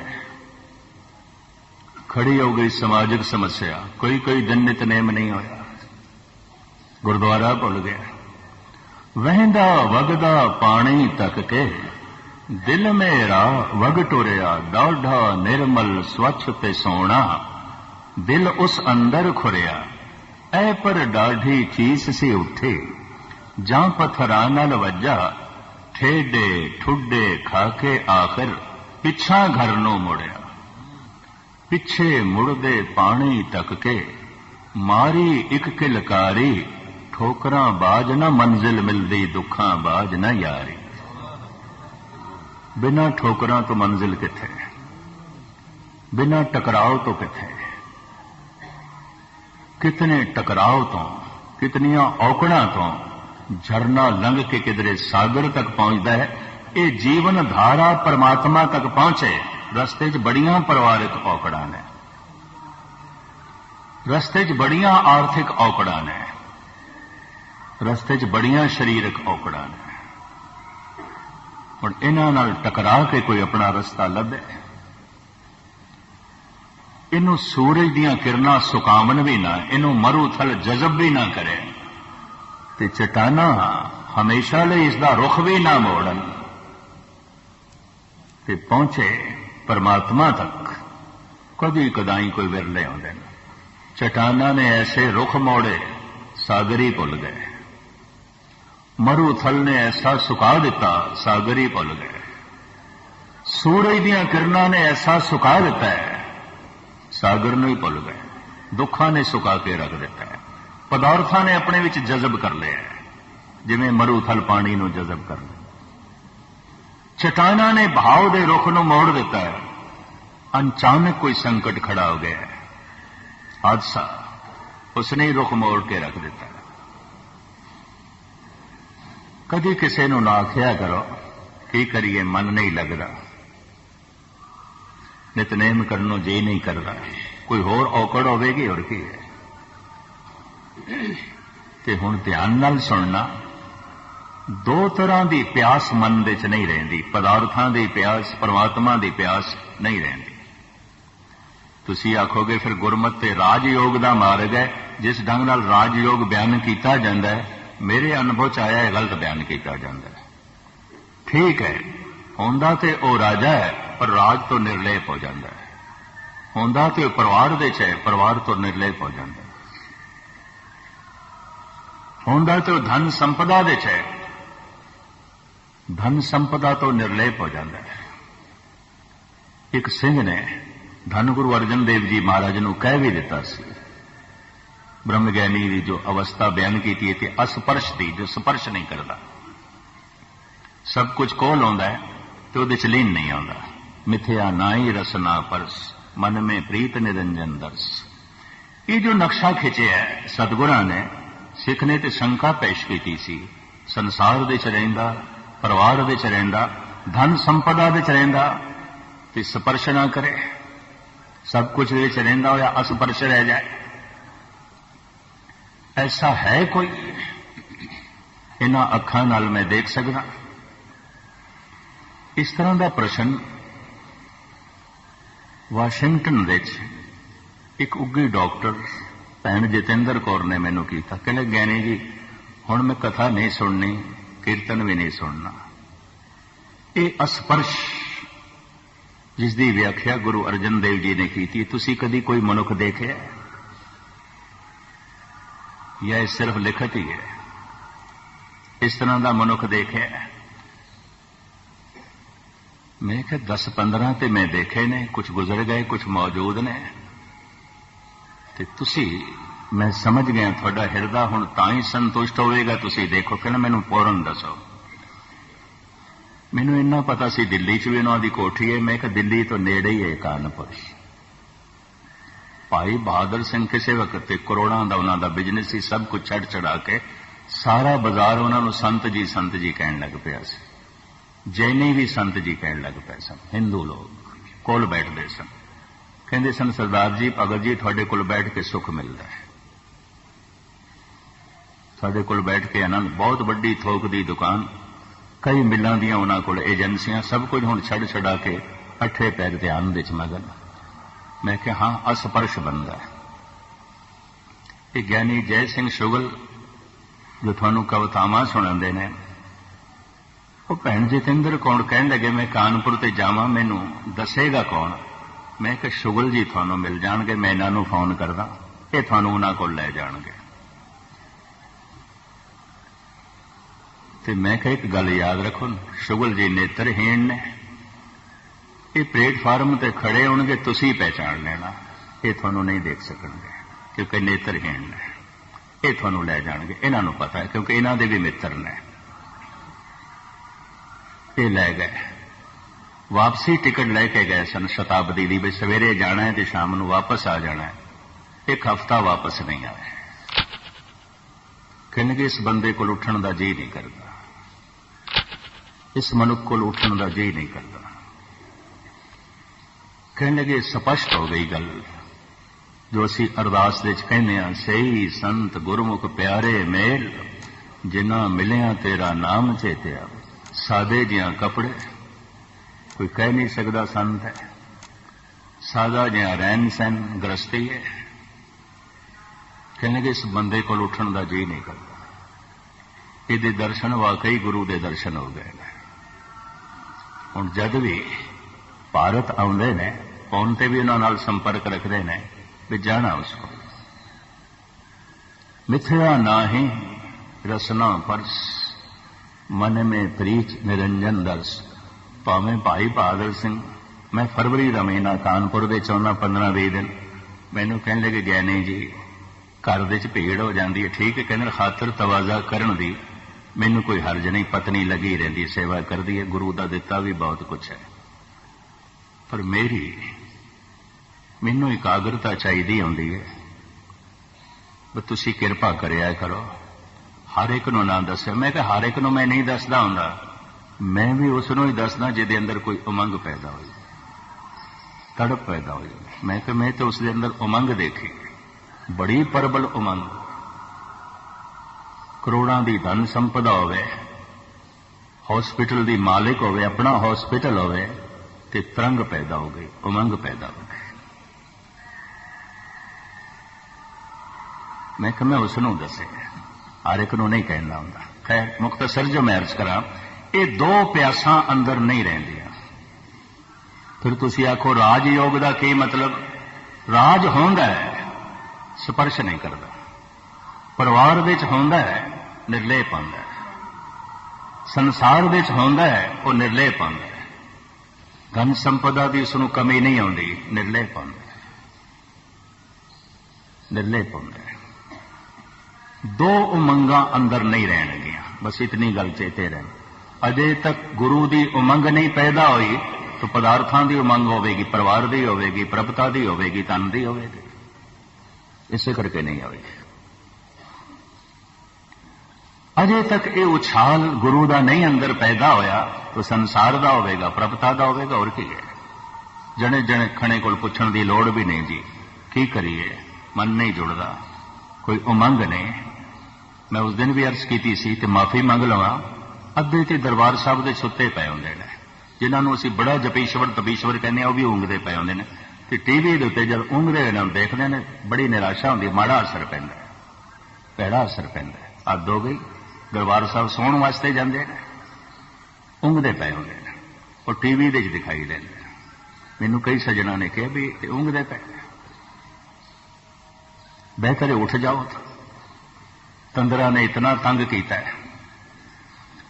ਮਹਾਤਮਾ ਬੁੱਧ ਦਿਨ ਨੂੰ 2-4 ਘੰਟੇ ਸੌਂਦੇ ਸਨ, ਰਾਤ ਨੂੰ ਸਾਧਨਾ ਕਰਦੇ ਸਨ, ਇਕਾਂਤ ਹੋ ਜਾਂਦੀ ਸੀ, ਪੰਛੀ ਵੀ ਖਾਮੋਸ਼ ਹੋ ਜਾਂਦੇ ਸਨ, ਕੋਈ ਆਵਾਜ਼ ਨਹੀਂ, ਉਹਦੇ 'ਚ ਧਿਆਨ ਸਾਧਨਾ ਕਰਦੇ ਸਨ। ਪਰ ਜੈਸੇ ਨਿੰਦਰਾ ਉਹਨਾਂ ਨੂੰ ਛੇੜਦੀ ਸੀ, ਤੰਦਰਾ ਤੰਗ ਕਰਦੀ ਸੀ, ਤਾਂ ਜਿਸ ਇਲਾਕੇ ਦੇ ਵਿੱਚ ਸਾਧਨਾ ਕਰਦੇ ਸਨ, ਪਹਾੜਾਂ ਦੇ ਉੱਤੇ ਚਾਹ ਦੀਆਂ ਪੱਤੀਆਂ ਆਮ ਆਉਂਦੀਆਂ ਸਨ, ਖਾ ਲੈਂਦੇ ਸਨ। ਇਹ ਚਾਹ ਦੀ ਪੱਤੀ, ਜਿਸ ਨੂੰ ਅੱਜ ਅਸੀਂ ਚਾਹ ਕਹਿੰਦੇ ਹਾਂ, ਠੀਕ ਕਹਿੰਦੇ ਹਾਂ, ਪੁਰਾਣੇ ਰਿਸ਼ੀ ਮੁਨੀਆਂ ਦੀ ਪਕੜ ਚ ਹੈ ਵੀ ਨੀਂਦ ਹਟਾਉਂਦੀ ਹੈ, ਥੋੜੀ ਜਿਹੀ ਖੁਸ਼ਕ ਹੈ, ਇਹ ਚਬਾ ਲੈਂਦੇ ਸਨ। ਤੇ ਫਿਰ ਵੀ ਨੀਂਦ ਤੰਗ ਕਰੇ, ਫਿਰ ਚਲਦੇ ਹੋਇਆ ਧਿਆਨ ਕਰਦੇ ਸਨ। ਇਹਨੂੰ ਭਰਮਣ ਚੱਕਰ ਕਰਕੇ ਕਹਿੰਦੇ ਨੇ, ਬੋਧੀ ਅੱਜ ਵੀ ਕਰਦੇ ਨੇ। ਜਿਸ ਦਰਖਤ ਦੇ ਥੱਲੇ ਬੈਠਣਾ, ਬਸ ਉਸ ਦੀ ਪਰਿਕਰਮਾ ਕਰਨੀ, ਚਲਦੇ ਰਹਿਣਾ, ਘੰਟਾ 1.5 ਘੰਟਾ ਚਲਦੇ ਰਹਿਣਾ। ਚਲਦਿਆਂ ਖੂਨ ਦੀ ਤੇਜ਼ੀ ਆ ਜਾਏ, ਤੰਦਰਾ ਹਟ ਜਾਏ, ਫਿਰ ਬੈਠ ਕੇ ਜਪ ਕਰਦੇ ਰਹਿਣਾ। ਰਾਤ ਇੰਜ ਬਤੀਤ ਕਰਦੇ ਸਨ, ਨੀਂਦ ਨਹੀਂ ਆਣ ਦੇਣੀ, ਤੰਦਰਾ ਨਹੀਂ ਆਣ ਦੇਣੀ। ਸੰਘਰਸ਼ ਤੇ ਕਰਨਾ ਪਏਗਾ। ਉਮੰਗ ਜੋ ਪਰਮਾਤਮਾ ਦੀ ਹੈ, ਤਰੰਗ ਜੋ ਪਰਮਾਤਮਾ ਦੀ ਹੈ, ਤਾਂ ਸਾਹਿਬ ਇੱਥੇ ਕਹਿੰਦੇ ਅੰਦਰ ਉਮੰਗ ਪੈਦਾ ਹੋ ਗਈ ਹੈ, ਪ੍ਰਭੂ ਦੇ ਮਿਲਣ ਦੀ ਖਾਹਿਸ਼ ਪੈਦਾ ਹੋ ਗਈ ਹੈ, ਪਰਮਾਤਮਾ ਦੇ ਦਰਸ਼ਨਾਂ ਦੀ ਚਾਹਤ ਪੈਦਾ ਹੋ ਗਈ ਹੈ। ਹਾਂਜੀ, ਸੁਣਤ ਸਾਦੇਸਰੋ ਪ੍ਰੇ ਗ੍ਰਹਿ ਸੇਜ ਵਿਛਾਈ। ਸੁਣੀ ਗੱਲ ਕਿ ਪ੍ਰਮਾਤਮਾ ਆ ਰਿਹਾ ਹੈ। ਕਦੀ ਕਦੀ ਮਨ ਸ਼ਬਦ ਦੇ ਨੇੜੇ ਚਲਾ ਜਾਂਦਾ ਹੈ, ਕੁਝ ਰਸ ਬਣ ਜਾਂਦਾ ਹੈ। ਕਦੀ ਕਦੀ ਮਨ ਕੀਰਤਨ ਦੇ ਨੇੜੇ ਚਲਾ ਜਾਂਦਾ ਹੈ, ਕੁਝ ਰਸ ਬਣ ਜਾਂਦਾ ਹੈ। ਕਦੀ ਕਦੀ ਪਾਠ ਕਰਦੇ ਹਾਂ, ਜੁੜਿਆ ਹੋਇਆ ਨਹੀਂ, ਮੈਂ ਜੁੜਿਆ ਹੋਇਆ ਨਹੀਂ ਕਹਿ ਸਕਦਾ, शब्द के नेड़े चला जाता है मन। जैसे हिमालय पर्वत के कोई नेड़े भी चला गया तो शीत लहर से स्वागत करेगी। जैसे कोई चमन खिड़े हुए चमन के नेड़े चला गया सुगंधी महक के स्वागत करेगी। जैसे कोई अतार की दुकान के कोलों लंघिया अतर भावे लाया नहीं दुकान के कोलों लंघिया महक के स्वागत करेगी। जिस दिन किसी दिन मन शब्द के नेड़े चला जाता है, कीर्तन के नेड़े चला जाता है, इसे नूं कहिए गुरु के नेड़े चला जाता है तो रस बन जाता है।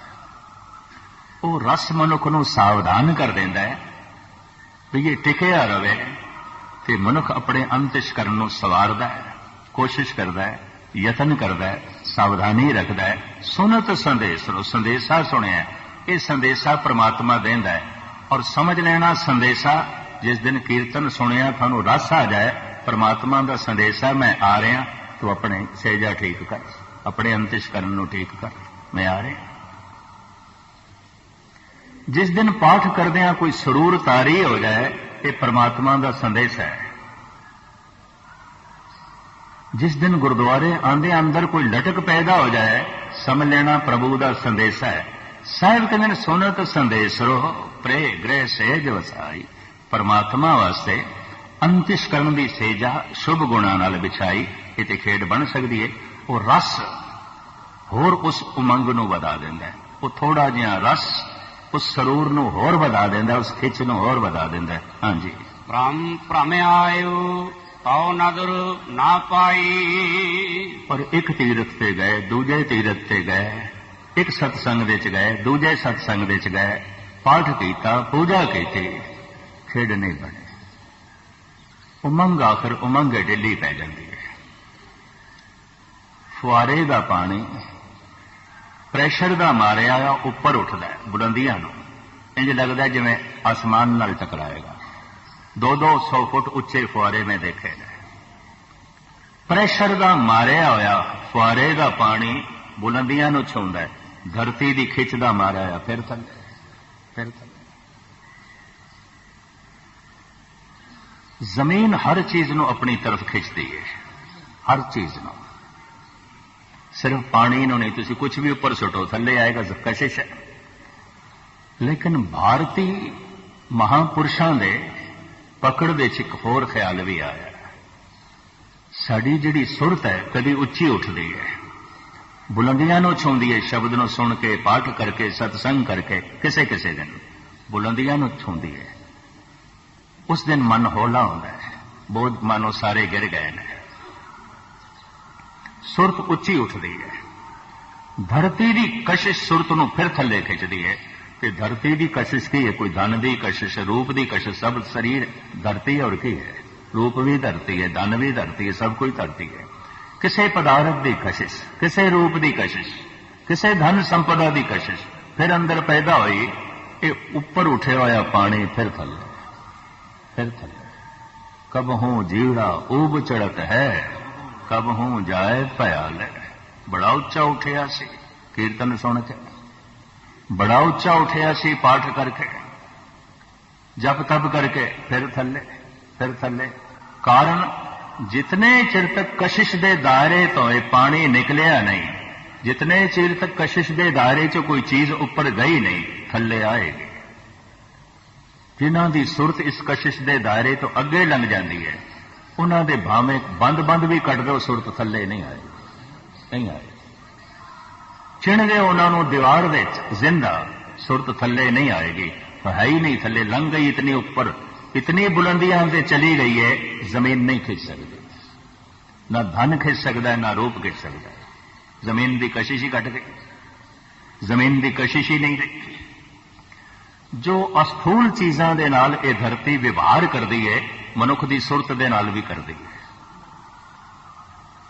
मनुख की समझ के नाल भी करती है।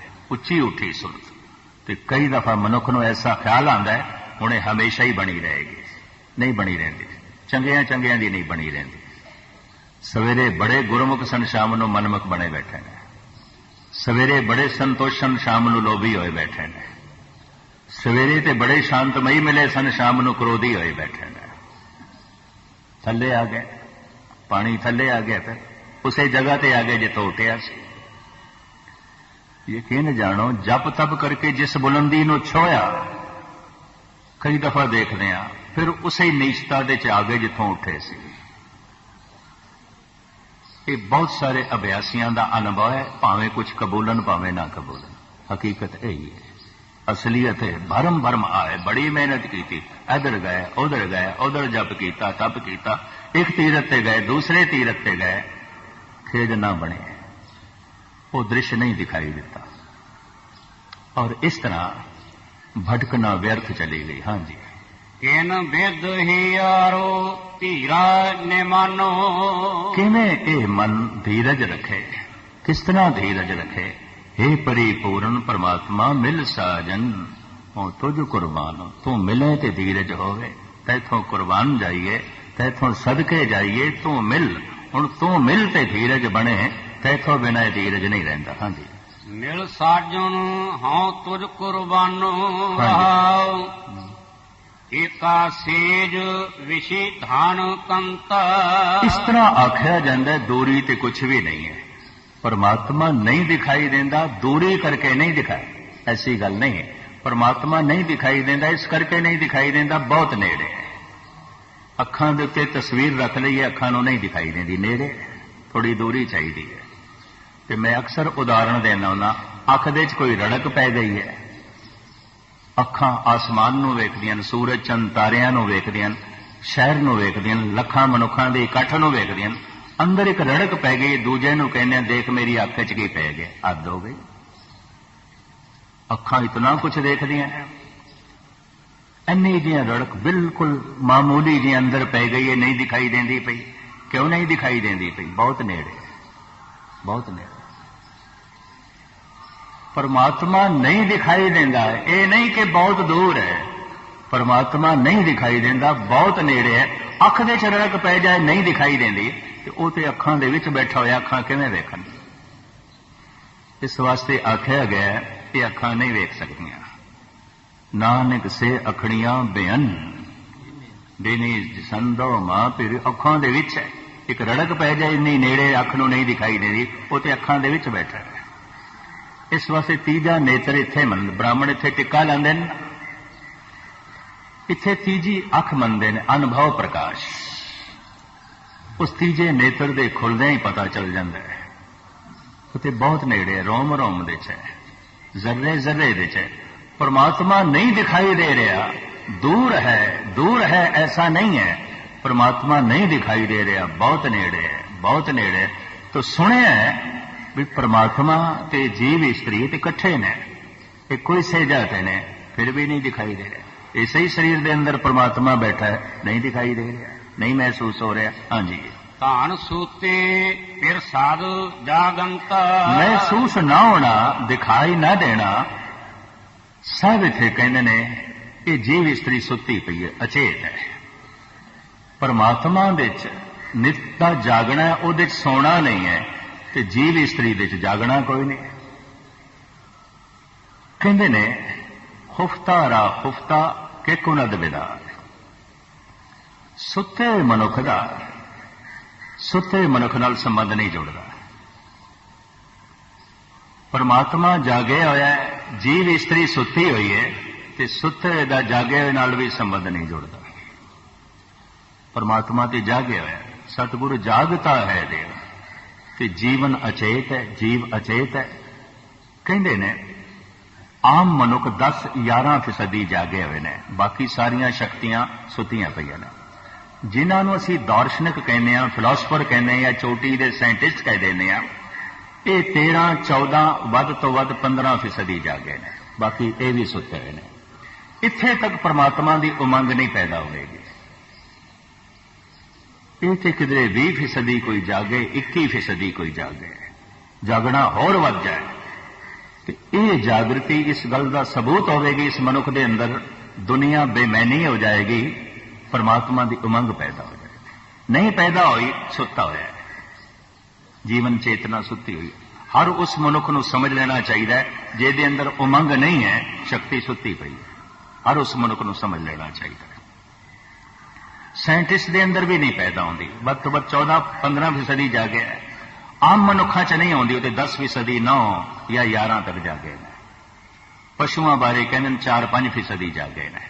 ਬਨਸਪਤੀ ਬਾਰੇ ਕਹਿੰਦੇ ਨੇ ਸਿਰਫ 1% ਜਾਗੀ ਹੈ, 1%। ਵੱਧ ਤੋਂ ਵੱਧ ਕੋਈ फुल, कुछ बनस्पति जो 2% जागे, जैसे चोई मोई एने हाथ लाइए तो मुर जाती है। कुछ दरख्त महसूस कर देने, पर वो 2% जागे ने। मनुख 15% भी जागे होवे तो रब्बी उमंग नहीं पैदा होती। बनस्पति कितों पैदा होवे, वो तो 1%, 2% है। पशु कितों पैदा होवे, वो तो 4-5% है। साइंटिस्ट के अंदर भी नहीं पैदा होती, दार्शनिक फिलोसफर के अंदर भी नहीं आती। बड़े बड़े प्रिंसिपल, बड़े बड़े प्रोफैसर, बड़े बड़े आलम फाजल, लॉयर, डॉक्टर, इंजीनियर, उन्होंने भी नहीं पैदा होती। एक सज्जन बहस करन आ गया सी कि बहस का मौजू भी भावें बेढंगा सी, पर बहस करन दा ढंग भी बेढंगा सी। विचार वटांदरा नहीं सी, बहस ही है। जिवें कहंदे रब नेड़े के गुसन नेड़े। ते नाल उन्हां दे जिहड़ा साथी सी भी ये इंजीनियर ने, कोई माड़े मोटे आदमी नहीं ने। ते ज्ञानी जी इन्हां दियां दलीलां सुनन वालियां ने, विचारन वालियां ने, ढंग नाल जवाब दे। इंजीनियर ने। मैं कहा देखो, बंदे दी कार खराब हो जाए, स्कूटर खराब हो जाए तो डेंटिस्ट कोल थोड़ी जांदा है, मोटर मैकेनिक कोल जाएगा। ते जे दंद खराब हो जाए तो मोटर मैकेनिक कोल थोड़ी जाता, जेड़े हथौड़े नाल मोटर ठीक करेगा फिर उसे नाल ही दंद ठीक कर देगा सारे। और डेंटिस्ट कोल जाना पैंदा। मैं कहा इंजीनियर ने, इंजीनियरिंग बारे जानते होणगे, धर्म बारे की जानते हैं कख। जिवें मैं इंजीनियरिंग बारे बिल्कुल निल हाँ, मैं कहा मैं इन्हों धर्म बारे बिल्कुल निल मनदा, कुछ भी नहीं। मैं बिल्कुल निल मनदा, कुछ भी नहीं। तालमेल बैठेगा नहीं विचार वटांदरे का। इंजीनियर होणगे, इंजीनियरिंग बारे जानते होणगे। मैं धर्म के संबंध च इन्हों जीरो समझदा, कुछ भी नहीं। मैं इंजीनियरिंग के संबंध च बिल्कुल जीरो हाँ, मैनू कुछ भी नहीं पता। मैं कहा मैं कबूल करदा, मैं इंजीनियरिंग बारे कुछ भी नहीं जानता, नीला मैं बिल्कुल जीरो। इन्हों कबूल कर लेना चाहिए, धर्म बारे बिल्कुल मैं जीरो। पर उन्होंने हंकार इजाजत ना दे। बड़ा प्रबल हंकार, मैं इंजीनियर होवेगा, इंजीनियर तू इंजीनियरिंग बारे जानता है, धर्म बारे कख भी नहीं जानता।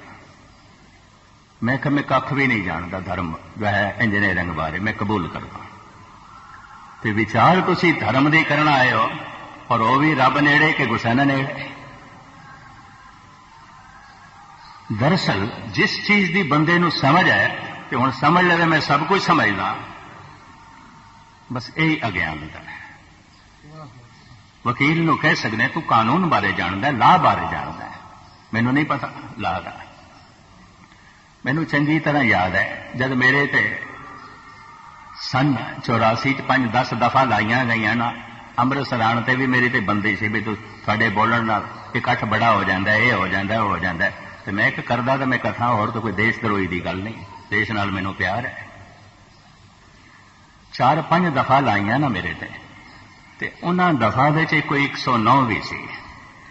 ते बरनाला साहब मैनू गुरुद्वारा रकाबगंज मिल गए। मैं नवीं दफा भी मेरे ते लग गई है, ये की आउंदी? कहंदे ये आवारागर्दी दी आउंदी है। मैं कहा यह भी ठीक है, क्योंकि आवारागर्दी 2 दिन इस शहर 5 दिन किसी होर शहर इन्होंने ठीक ही दफा लाई है, आवारा ही है, आवारागर्दी करता रहता है। मैनू समझ नहीं सी। ते बरनाला साहब नूं मैं कहा यह दफा लगी है कि नवा नोटिस भी आया, मैनू समन आया, यह की आउंदा है? कहने लगे ज्ञानी जी हैरान है कि आवारागर्दी है। मैं कहा अच्छा, इन्हों भी पता होना है 2 दिन कानपुर आउंदा है, 4 दिन इलाहाबाद आउंदा है, फिर कलकत्ते चले जाता है, आवारागर्दी तो करता और की करता है। मुख्तसर अर्ज है, दफा में मैनू कोई समझ नहीं, लाह बारे में कुछ नहीं जानता, कानून बारे मैनू कुछ नहीं पता, मैं कबूल करदा। लेकिन एक वकील नूं भी कबूल कर लेना चाहिए, धर्म बारे में कुछ भी नहीं जानता, गुरबाणी बारे में कुछ भी नहीं। वकालत बारे तू जानता होगा, गुरबाणी बारे तू की जानता है? इंजीनियरिंग के संबंध तेरे को ज्ञान होगा, धर्म के संबंध की है। पर बदकिस्मती ये किसी एक पक्ष का बंदे को ज्ञान हो तो बंदा कहता मैं सारे पक्षों का ज्ञानी है। कतई नहीं, कतई नहीं, ऐसा हो नहीं सकता। सतगुरुदेव जी महाराज ਅੱਜ ਦੇ ਇਸ ਪਰਮ ਪਵਿੱਤਰ ਵਾਗ ਵਿੱਚ ਫਰਮਾਨ ਪਏ ਕਰਦੇ ਨੇ, ਇਹ ਉਮੰਗ ਪੈਦਾ ਉਦੋਂ ਆਉਂਦੀ ਹੈ ਜਦ ਕੋਈ 15-16 ਤੋਂ ਅੱਗੇ ਚਲਾ ਜਾਏ, ਬਹੁਤਾ ਜਾਗ ਜਾਏ, ਪਰਮਾਤਮਾ ਤੇ ਜਾਗਿਆ ਹੋਇਆ ਹੈ, ਤੇ ਜਾਗੇ ਹੋਏ ਨਾਲ ਸੰਬੰਧ ਜੋੜਨ ਵਾਸਤੇ ਜਾਗਰਤੀ ਚਾਹੀਦੀ ਹੈ। ਸੁੱਤਾ ਹੋਇਆ ਮਨੁੱਖ ਨਹੀਂ ਜੁੜ ਸਕੇਗਾ। ਜਾਗਰਤੀ ਨੂੰ ਵਧਾਉਣਾ ਹੈ। ਅਕਸਰ ਮੈਂ ਬਿਆਨ ਕਰਦਾ ਹਾਂ, ਵਾਹਿਗੁਰੂ ਵਾਹਿਗੁਰੂ ਦਾ ਜਪ ਵਾਹਿਗੁਰੂ ਨੂੰ ਸੁਣਾਉਣ ਵਾਸਤੇ ਨਹੀਂ ਹੈ, ਆਪਣੇ ਆਪ ਨੂੰ ਜਗਾਉਣ ਵਾਸਤੇ ਹੈ। ਜਿਤਨੇ ਜਾਗਦੇ ਜਾਵਾਂਗੇ ਤੇ ਇੱਕ ਦਿਨ ਜਾਗਰਤੀ ਉਸ ਅਵਸਥਾ ਤੱਕ ਪਹੁੰਚੇਗੀ, ਉਮੰਗ ਪੈਦਾ ਕਰ ਦੇਗੀ। ਨਹੀਂ ਪੈਦਾ ਹੋਈ ਉਮੰਗ, ਅਜੇ ਸੁੱਤੇ ਪਿਆ, ਬਸ ਇਹ ਕਬੂਲ ਕਰ ਲੈਣਾ ਚਾਹੀਦਾ। ਨਹੀਂ ਉਛਾਲ ਪੈਦਾ ਹੋਇਆ ਪਰਮਾਤਮਾ ਦੇ ਮਿਲਣ ਦਾ, ਅਜੇ 10% 11% ਜਾਗੇ ਆ, ਅਜੇ 15 ਤੋਂ ਅੱਗੇ ਨਹੀਂ ਗਏ। ਕੋਈ ਚੋਟੀ ਦਾ ਸਾਇੰਟਿਸਟ ਵੀ 15% ਹੁੰਦਾ ਹੈ, ਕੋਈ ਚੋਟੀ ਦਾ ਦਾਰਸ਼ਨਿਕ ਫਿਲਾਸਫਰ ਚਿੰਤਨਕ ਵੀ 14-15 ਹੀ ਹੁੰਦਾ, ਇਸ ਤੋਂ ਅੱਗੇ ਨਹੀਂ ਹੁੰਦਾ। ਇਸ ਤੋਂ ਅੱਗੇ ਕੋਈ ਜਾਏ ਤੇ ਜਾਗਰਤੀ ਪੈਦਾ ਹੁੰਦੀ ਹੈ, ਵਰਨਾ ਨਹੀਂ। ਔਰ ਇਹ ਕਿਸ ਤਰ੍ਹਾਂ ਹੋਵੇਗੀ? ਵਾਹਿਗੁਰੂ ਮੰਤਰ ਦੇ ਜਪ ਨਾਲ। ਇਸ ਵਾਸਤੇ ਅਨਪੜ੍ਹ ਮਨੁੱਖ ਵੀ ਆਪਣੀ ਸੁੱਤੀ ਹੋਈ ਚੇਤਨਾ ਨੂੰ ਜਗਾ ਸਕਦਾ ਹੈ। ਇੱਕ ਬਹੁਤ ਪੜ੍ਹਾ ਲਿਖਾ ਵੀ ਹੋ ਸਕਦਾ, ਸੁੱਤੇ ਦਾ ਸੁੱਤਾ ਰਹਿ ਜਾਏ। ਜੋ ਪ੍ਰਾਣੀ ਗੋਬਿੰਦ ਦੇ ਆਵੇ, ਪੜਿਆ ਅਨਪੜਿਆ ਪਰਮਗਤ ਪਾਵੇ। तो वो परमात्मा ते जीव रूपी स्त्री इको ही सेजा तेने, धन सोती फिर सद जागनता। मिलाप क्यों नहीं? जीवन चेतना अचेत है, सुती पई है, परमात्मा जागे होया सुचेत है। हाँ जी। पियो मदरो धान मतवंता। अचेत किस करके है? मदरो शराब नूं कहंदे ने। इन्हें धन का नशा चढ़ाया है, प्रभुता का नशा चढ़ाया होया, और इस तो इलावा ज्ञान का नशा, ज्ञान का भी नशा होंदा है, पढ़ाई का भी नशा होंदा है। नशे च चुप पियो मदरो धन मत मदरो शराब, जोबन धन प्रभता कै मद में है। जोबन का नशा, जवानी का नशा, धन का नशा, प्रभता का नशा, नशे करके अचेत है। ये नशा उतरे ते सुचेत होवे। एक ते उंज अचेत, जागृति कम है। एक ते उन मूड होवे ते पूरी बोतल शराब दी भी पीती होवे, उन ते उन मूर्ख है। ते फिर एक बोतल पूरी शराब दी पीती होवे, महामूर्ख बन गया। एक ते उंज जीवन चेतना सुती पई है, ते फिर एक धन का नशा, जोबन का नशा, प्रभुता का नशा होर अचेत कर देगा। तो इस वास्ते ये जीव स्त्री अचेत है, परमात्मा ते जागे होया। हाँ जी। धान जाग जे फिर बोलंता।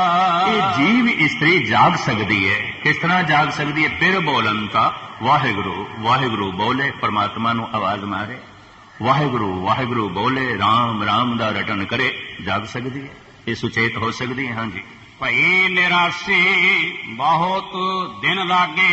थां थां ते भरमण, थां थां ते जप तप, तरह तरह की साधना ते पूजा पाठ, इते बथेरा किया, जिंदगी का बेशतर हिस्सा लंघ भी गया। निराशा जाग पई। किस तो निराशा जाग पई? बाहर दे कर्म कांड तो। किस तो निराशा जाग पई? जो कुछ कर रहे हैं ये नहीं। इस तरह का मनुख कर्म कांड नूं छड्ड के अंतर्मुखी हो जाएगा, तो कर्म कांडी हो सकता है, उसदे नाल सहमत भी ना हो। यह भी मैं अर्ज करा, बहुत सारे धार्मिक बंदे कर्म कांड दे ही रुक जाते हैं, सरीरक कर्म दे। जिहड़े कर्म कांड तो थोड़े अगे लंघ जाते हैं, उन्होंने नास्तिक समझण लग पैंदे ने, अहंकारी। थोड़ी जिहा तंदुरुस्ती दे आंदियां डॉक्टर दवाइयां की मिकदार घटाई जाता है, कि पूरा तंदुरुस्त हो जाए बंदा तो दवाइयां बाहर सुट देंदा। जैसे जैसे मनुख मरीज तंदुरुस्त होता जा रहा है, दवाइयां घटदियां जा रही। पहले कुछ ज्यादा डोज दिते सन, हुण घट। पहले 4 दफा खांदा सी गोलियां, हुण 2 दफा, फिर हुण 1 दफा। जो घटदा जा रहा, कर्म कांड घटदा जाएगा, व्यर्थ दे कर्म कांड घटदे जाणगे। जैसे अंदर ज्ञान पैदा होंदा जाएगा, ध्यान अंतर्मुखी होवेगा, एक कर्म कांड बारे निराश हो जाएगा। इला बहुती भटकना मनुख नूं परमात्मा बारे भी निराश कर सकती है। पहले संसार तो निराश होया सी ते निरंकार की तलाश करन चलिया सी, ते तलाश कर करके कर्म कांड दे शरीर ते थक गया, गल गया, ते खेड कुछ नहीं बनी। हुण हो सकता है परमात्मा तो भी निराश होवे। ये निराशा भी ਅੰਦਰ ਪੈਦਾ ਹੋ ਸਕਦੀ ਹੈ, ਪਰ ਸਹੀ ਕਰਮ ਕਾਂਡ ਤੋਂ ਮਨੁੱਖ ਨਿਰਾਸ਼ ਹੋ ਜਾਏਗਾ। ਵਰਤ ਕੀ ਰੱਖਣੇ, ਜਿਵੇਂ ਕੱਲ ਮੈਂ ਤੁਹਾਨੂੰ ਕਿਹਾ, ਹੁਣ ਰਮਜ਼ਾਨ ਦੇ ਮਹੀਨੇ ਸਾਰੇ ਮੁਸਲਮਾਨਾਂ ਨੇ ਰੋਜ਼ੇ ਰੱਖਣੇ ਨੇ, ਸਮਸਤ ਬਰੇਜ਼ ਨੇ ਨਹੀਂ ਰੱਖਿਆ ਸੀ। ਉਹਨੂੰ ਆਖਿਆ ਤੂੰ ਖੁਦਾਈ ਕਰਿਆ, ਇਹਦੀ ਉਲੰਘਣਾ ਕੀਤੀ ਹੈ, ਸ਼ਰਅ ਦੀ ਉਲੰਘਣਾ ਕੀਤੀ ਹੈ, ਤੂੰ ਖੁਦਾ ਦੀ ਤੋਹੀਨ ਕਰਦਾ, ਰੋਜ਼ਾ ਕਿਉਂ ਨਹੀਂ ਰੱਖਿਆ? ਤੇ ਸ਼ਮਸ ਤਬਰੇਜ਼ ਕਹਿਣ ਲੱਗਾ, ਮੈਂ ਖੁਦਾ ਤੋਂ ਪੁੱਛਦਾ ਮੈਨੂੰ ਭੁੱਖ ਕਿਉਂ ਪੈਦਾ ਕੀਤੀ, ਮੇਰੇ ਅੰਦਰ ਕਿਉਂ ਪੈਦਾ ਕੀਤੀ? ਮੈਂ ਭੁੱਖ ਤੋਂ ਬਾਈਬਲ ਮੈਂ ਖਾਂਦਾ। ਪਹਿਲੇ ਖੁਦਾ ਨੂੰ ਆਖੋ ਮੇਰੇ ਅੰਦਰ ਭੁੱਖ ਨਾ ਪੈਦਾ ਕਰੇ, ਤੇ ਜੇ ਨਹੀਂ ਪੈਦਾ ਕਰਦੇ ਤਾਂ ਮੈਂ ਸਾਰੀ ਜ਼ਿੰਦਗੀ ਦਾ ਰੋਜ਼ਾ ਰੱਖ ਲੈਂਦਾ, ਖਾਂਦਾ ਹੀ ਨਹੀਂ, ਗੱਲ ਖਤਮ। ਪਰ ਜੇ ਭੁੱਖ ਪੈਦਾ ਹੋ ਗਈ ਹੈ ਤੇ ਖੁਦਾ ਇਹ ਚਾਹੁੰਦਾ ਮੇਰੇ ਅੰਦਰ ਭੁੱਖ ਪੈਦਾ ਹੋਵੇ, ਤਾਂ ਫਿਰ ਖੁਦਾ ਇਹ ਵੀ ਚਾਹੁੰਦਾ ਮੈਂ ਰੋਟੀ ਖਾਵਾਂ, ਮੈਂ ਖਾ ਲਈ, ਮੈਂ ਖੁਦਾ ਦਾ ਹੀ ਕੰਮ ਕੀਤਾ, ਖੁਦਾ ਚਾਹੁੰਦਾ ਮੈਂ ਕੀਤਾ। ਇਹਦੀ ਪੁੱਠੀ ਖਲ ਲਾ ਕੇ ਮਾਰਿਆ ਗਿਆ। ਕਰਮ ਕਾਂਡੀਆਂ, ਕਰਮ ਕਾਂਡੀ ਗਿਆਨ ਕਾਂਡੀਆਂ ਨਾਲ ਸਹਿਮਤ ਨਹੀਂ ਹੁੰਦੇ। ਭਈ ਨਿਰਾਸ਼ੀ ਬਹੁਤ ਦਿਨ ਲਾ ਗਏ, ਕਰਮ ਕਾਂਡ ਕਰਦਿਆਂ ਕਰਦਿਆਂ ਇਹ ਜੀਵ ਇਸਤਰੀ ਨਿਰਾਸ਼ ਹੋ ਗਈ। ਕਿਸ ਤੋਂ? ਕਰਮ ਕਾਂਡ ਤੋਂ। ਬਹੁਤੇ ਡੇਰਿਆਂ ਦਾ ਭਰਮਣ, ਬਹੁਤੇ ਤੀਰਥਾਂ ਦਾ ਭਰਮਣ, ਆਖਰ ਇਸ ਸਭ ਕੁਝ ਭਟਕਣ ਤੋਂ ਨਿਰਾਸ਼ਾ ਪੈਦਾ ਹੋ ਗਈ, ਅੰਦਰ ਉਦਾਸੀ ਛਾ ਗਈ। ਹਾਂਜੀ, ਦੇਸ ਦੇਸਮ ਤੁਰ ਮੈਂ ਸਗਲੇ ਠਾਗੇ, ਕਈ ਦੇਸ਼ਾਂ ਦੇ ਕਈ ਤੀਰਥਾਂ ਦਾ ਰਟਨ, ਕਈ ਤਰ੍ਹਾਂ ਦੀ ਸਾਧਨਾ ਕਰ ਕਰਕੇ ਇਸ ਕਰਮ ਕਾਂਡ ਵਿੱਚ ਪ੍ਰਵਿਰਤ ਹੋ ਕੇ ਨਿਰਾਸ਼ ਹੋ ਗਈ। ਹਾਂਜੀ, ਖੇਨੁ ਰਹਿਣ ਨਾ ਪਾਵਉ ਬੇਨੁ ਪਾਗ ਪਾਗੇ। ਹੁਣ ਤੇ ਪ੍ਰਮਾਤਮਾ ਦੇ ਚਰਨ ਸਪਰਸ਼ ਕੀਤੇ ਬਿਨਾ ਇੱਕ ਖਿਣ ਵੀ ਰਹਿਣਾ ਔਖਾ, ਇੱਕ ਪਲ ਵੀ ਰਹਿਣਾ ਔਖਾ। ਇਹ ਉਮੰਗ ਇਤਨੀ ਵੱਧ ਗਈ, ਇਹ ਤੜਪ ਇਤਨੀ ਵੱਧ ਗਈ। ਪਹਿਲੇ ਵਿਆਕੁਲ ਹੁੰਦੇ ਸੀ ਧਨ ਦੀ ਖਾਤਰ, ਹੁਣ ਧਰਮ ਦੀ ਖਾਤਰ। ਪਹਿਲੇ ਤੜਪਦੀ ਸੀ ਪਦਾਰਥਾਂ ਦੀ ਖਾਤਰ, ਹੁਣ ਪਰਮਾਤਮਾ ਦੀ ਖਾਤਰ। ਪਹਿਲੇ ਤੜਪਦੇ ਸੀ ਪ੍ਰਭੁਤਾ ਦੀ ਖਾਤਰ, ਹੁਣ ਪ੍ਰਭੂ ਦੀ ਖਾਤਰ। ਤੜਪਣਾ ਨੇ ਰੁਖ ਬਦਲ ਲਿਆ, ਨਦੀ ਨੇ ਰੁਖ ਬਦਲ ਲਿਆ। ਪਹਿਲੇ ਨਦੀ ਵਗ ਰਹੀ ਸੀ ਕਿਸੇ ਹੋਰ ਪਾਸੇ, ਪੱਛਮ ਦੀ ਤਰਫ, ਹੁਣ ਪੂਰਬ ਦੀ ਤਰਫ ਜਾਂਦੀ ਪਈ। ਗੰਗਾ ਦੀ ਇੱਕ ਮਹਾਨਤਾ ਇਹ ਵੀ ਮੰਨਦੇ ਨੇ, ਪੂਰਬ ਦੀ ਤਰਫ ਜਾਂਦੀ ਹੈ, ਬਾਕੀ ਸਭ ਪੱਛਮ ਦੀ ਤਰਫ ਜਾਂਦੀ ਹੈ ਨਦੀਆਂ। ਧਾਰਾ ਦਾ ਰੁਖ ਮੁੜ ਗਿਆ। ਪਹਿਲੇ ਤੜਪਦੇ ਸੀ ਪ੍ਰਭੁਤਾ ਦੀ ਖਾਤਰ, ਹੁਣ ਪ੍ਰਭੂ ਦੀ ਖਾਤਰ। ਪਹਿਲੇ ਹਰ ਵਕਤ ਤੜਪਣਾ ਬਣੀ ਰਹਿੰਦੀ ਸੀ ਧਨ ਦੀ ਖਾਤਰ, ਹੁਣ ਧਰਮ ਦੀ ਖਾਤਰ। ਪਹਿਲੇ ਹਰ ਵਕਤ ਤੜਪਣਾ ਬਣੀ ਰਹਿੰਦੀ ਸੀ ਪਰਿਵਾਰ ਦੀ, ਹੁਣ ਨਿਰੰਕਾਰ ਦੀ ਜੋ ਹੈ ਤੜਪ ਪੈਦਾ ਹੋ ਗਈ ਹੈ। ਇਸ ਤਰੀਕੇ ਨਾਲ ਇੱਕ ਖਿੰਨ, ਇੱਕ ਪਲ ਵੀ ਪਰਮਾਤਮਾ ਤੋਂ ਬਿਨਾਂ ਰਹਿਣਾ ਔਖਾ ਹੈ, ਔਖਾ। ਹੋਏ ਕਿਰਪਾਲ ਪ੍ਰਭ ਮਿਲਹਿ ਸੁਭਾਗੇ। ਉਹ ਪ੍ਰਭੂ ਦਇਆ ਕਰੇ, ਕਿਰਪਾ ਦੇ ਘਰ ਵਿੱਚ ਆਵੇ ਕਿ ਭਾਗ ਜਾਗਣ ਤੇ ਮਿਲਾਪ ਨਸੀਬ ਹੋਵੇ, ਮਿਲਣਾ ਨਸੀਬ ਹੋਵੇ। ਹਾਂਜੀ, ਭਇਓ ਕਿਰਪਾਲ ਸਤ ਸੰਗ ਮਿਲਾਇਆ। इतनी उमंग जब पैदा हुई, इतनी तड़प जब पैदा हो गई, तो प्रभु कृपा दे घर दे आ गए। ਬੂਝੀ सत संग ਦਾ ਮਿਲਾਪ ਕਰਾ ਦਿੱਤਾ, ਸਤਪੁਰਸ਼ਾਂ ਦੀ ਸੋਬਤ ਮਿਲਾ ਦਿੱਤੀ, ਗੁਰੂ ਦੀ ਸੰਗਤ ਮਿਲਾ ਦਿੱਤੀ। ਹਾਂਜੀ, ਬੂਝੀ ਤਪਤ ਕਰਹਿ ਪੇਰ ਪਾਇਆ। ਸਾਰੀ ਪੀੜਾ ਸਮਾਪਤ ਹੋ ਗਈ, ਸਾਰੀ ਤੜਪਣਾ ਸਮਾਪਤ ਹੋ ਗਈ। ਆਪਣੇ ਅੰਤਿਸ਼ਕਰਣ ਦੇ ਚੋਂ ਹੀ ਪ੍ਰਮਾਤਮਾ ਨੂੰ ਪ੍ਰਾਪਤ ਕਰ ਲਿਆ। ਜੈਸੇ ਸਵਾਮੀ ਰਾਮਾਨੰਦ ਕਹਿੰਦੇ ਨੇ, ਕਤ ਜਾਈਏ ਰੇ ਘਰ ਲਾਗੋ ਰੰਗ, ਮੇਰਾ ਚਿਤ ਨਾ ਚਲਤ ਮਨ ਭਇਓ ਪੰਗ। ਅੰਦਰ ਹੀ ਪ੍ਰਮਾਤਮਾ ਦੀ ਪ੍ਰਾਪਤੀ ਹੋ ਗਈ। ਹਾਂਜੀ, ਸਗਲ ਸਿਗਾਰ ਹੁਣ ਮੁਝੈ ਸੁਹਾਇਆ। ਹੁਣ ਜਿਤਨੇ ਧਾਰਮਿਕ ਕਰਮ ਨੇ, ਸੁਭਾਏਮਾਨ ਨੇ, ਚੰਗੇ ਲੱਗਦੇ ਨੇ, ਅੱਛੇ ਲੱਗਦੇ ਨੇ, ਇਹ ਸ਼ਿੰਗਾਰ ਕਾਬਲੇ ਦੀ ਹੈ। ਹਾਂਜੀ, ਕਹੋ ਨਾਨਕ ਗੁਰ ਭਰਮ ਚੁਕਾਇਆ। ਇਸ ਤਰੀਕੇ ਨਾਲ ਪੂਰਨ ਗੁਰਦੇਵ ਨੇ ਭਰਮ ਮਿਟਾ ਦਿੱਤਾ, ਭੁਲੇਖੇ ਮਿਟਾ ਦਿੱਤੇ, ਭਟਕਣਾ ਹਟਾ ਦਿੱਤੀ। ਹਾਂਜੀ, ਜਾਹੇ ਦੇਖਾਂ ਤਹੇ ਪੇਰ ਹੈ ਭਾਈ। ਹੁਣ ਜਿੱਧਰ ਵੀ ਦੇਖਦੇ ਹਾਂ ਪਰਮਾਤਮਾ ਹੀ ਪਰਮਾਤਮਾ। ਜਿਹੜੇ ਇਹ ਕਹਿੰਦੇ ਨੇ ਫਲਾਣੇ ਨੂੰ 4 ਦਫਾ ਪਰਮਾਤਮਾ ਦੇ ਦਰਸ਼ਨ ਹੋਏ, ਕਬੀਰ ਨੂੰ 72 ਦਫਾ ਹੋਏ, ਨਾਮਦੇਵ ਨੂੰ, ਸਭ ਬਚਕਾਨੀਆਂ ਕਹਾਣੀਆਂ ਨੇ, ਸਭ ਬੱਚਿਆਂ ਦੀਆਂ ਕਹਾਣੀਆਂ ਨੇ। ਸੰਸਾਰ ਵਿੱਚ ਜੋ ਕੁਝ ਵੀ ਮਿਲ ਜਾਂਦਾ ਹੈ ਵਿਛੜਦਾ ਹੈ, ਤੇ ਨਿਰੰਕਾਰ ਵੀ ਮਿਲ ਕੇ ਵਿਛੜ ਜਾਏ ਤਾਂ ਕੀ ਮਿਲੇ? ਫਿਰ ਤੇ ਨਿਰੰਕਾਰ ਵੀ ਪਦਾਰਥ ਹੀ ਹੋ ਗਿਆ ਔਰ ਕੁਝ ਵੀ ਨਹੀਂ। ਸੰਸਾਰ ਵਿੱਚ ਜੋ ਕੁਝ ਵੀ ਮਿਲਦਾ ਹੈ, ਪੁੱਤਰ ਮਿਲਿਆ, ਮਿੱਤਰ ਮਿਲਿਆ, ਧਨ ਮਿਲਿਆ, ਪ੍ਰਭਤਾ ਮਿਲੇ, ਵਿਛੜੇਗੀ, ਇੱਕ ਨਾ ਇੱਕ ਦਿਨ ਵਿਛੜੇਗੀ। ਪਰ ਜਿਸ ਦਿਨ ਨਿਰੰਕਾਰ ਮਿਲਦਾ ਹੈ ਵਿਛੜਦਾ ਹੀ ਨਹੀਂ। ਮਿਲਿਆ ਹੋਏ ਨਾ ਵਿਛੜੇ, ਜੇ ਮਿਲਿਆ ਹੋਈ। ਤਾਂ ਹੁਣ ਜਿੱਧਰ ਵੀ ਦੇਖਦੇ ਹਾਂ ਪਰਮਾਤਮਾ ਹੀ ਪਰਮਾਤਮਾ। ਉਹ ਜੋਦੀ ਸੈਸੋ ਤੇਰਾ ਰੂਪ, ਗੁਣ ਨਿਧਾਨ ਗੋਵਿੰਦ ਅਨੁਪਾਜੀ। ਖੋਲਿਓ ਕਪਾਟ ਤਾਂ ਮਾਨੋ ਠਹਿਰਾਈ। ਇਸ ਤਰੀਕੇ ਨਾਲ ਸਾਡੇ ਹਿਰਦੇ ਦੇ ਕਪਾਟ ਨੂੰ ਖੋਲ ਦਿੱਤਾ, ਪਰਦਿਆਂ ਨੂੰ ਜੋ ਹੈ ਹਟਾ ਦਿੱਤਾ, ਤੇ ਪੂਰਨ ਪ੍ਰਕਾਸ਼ ਹੋ ਗਿਆ।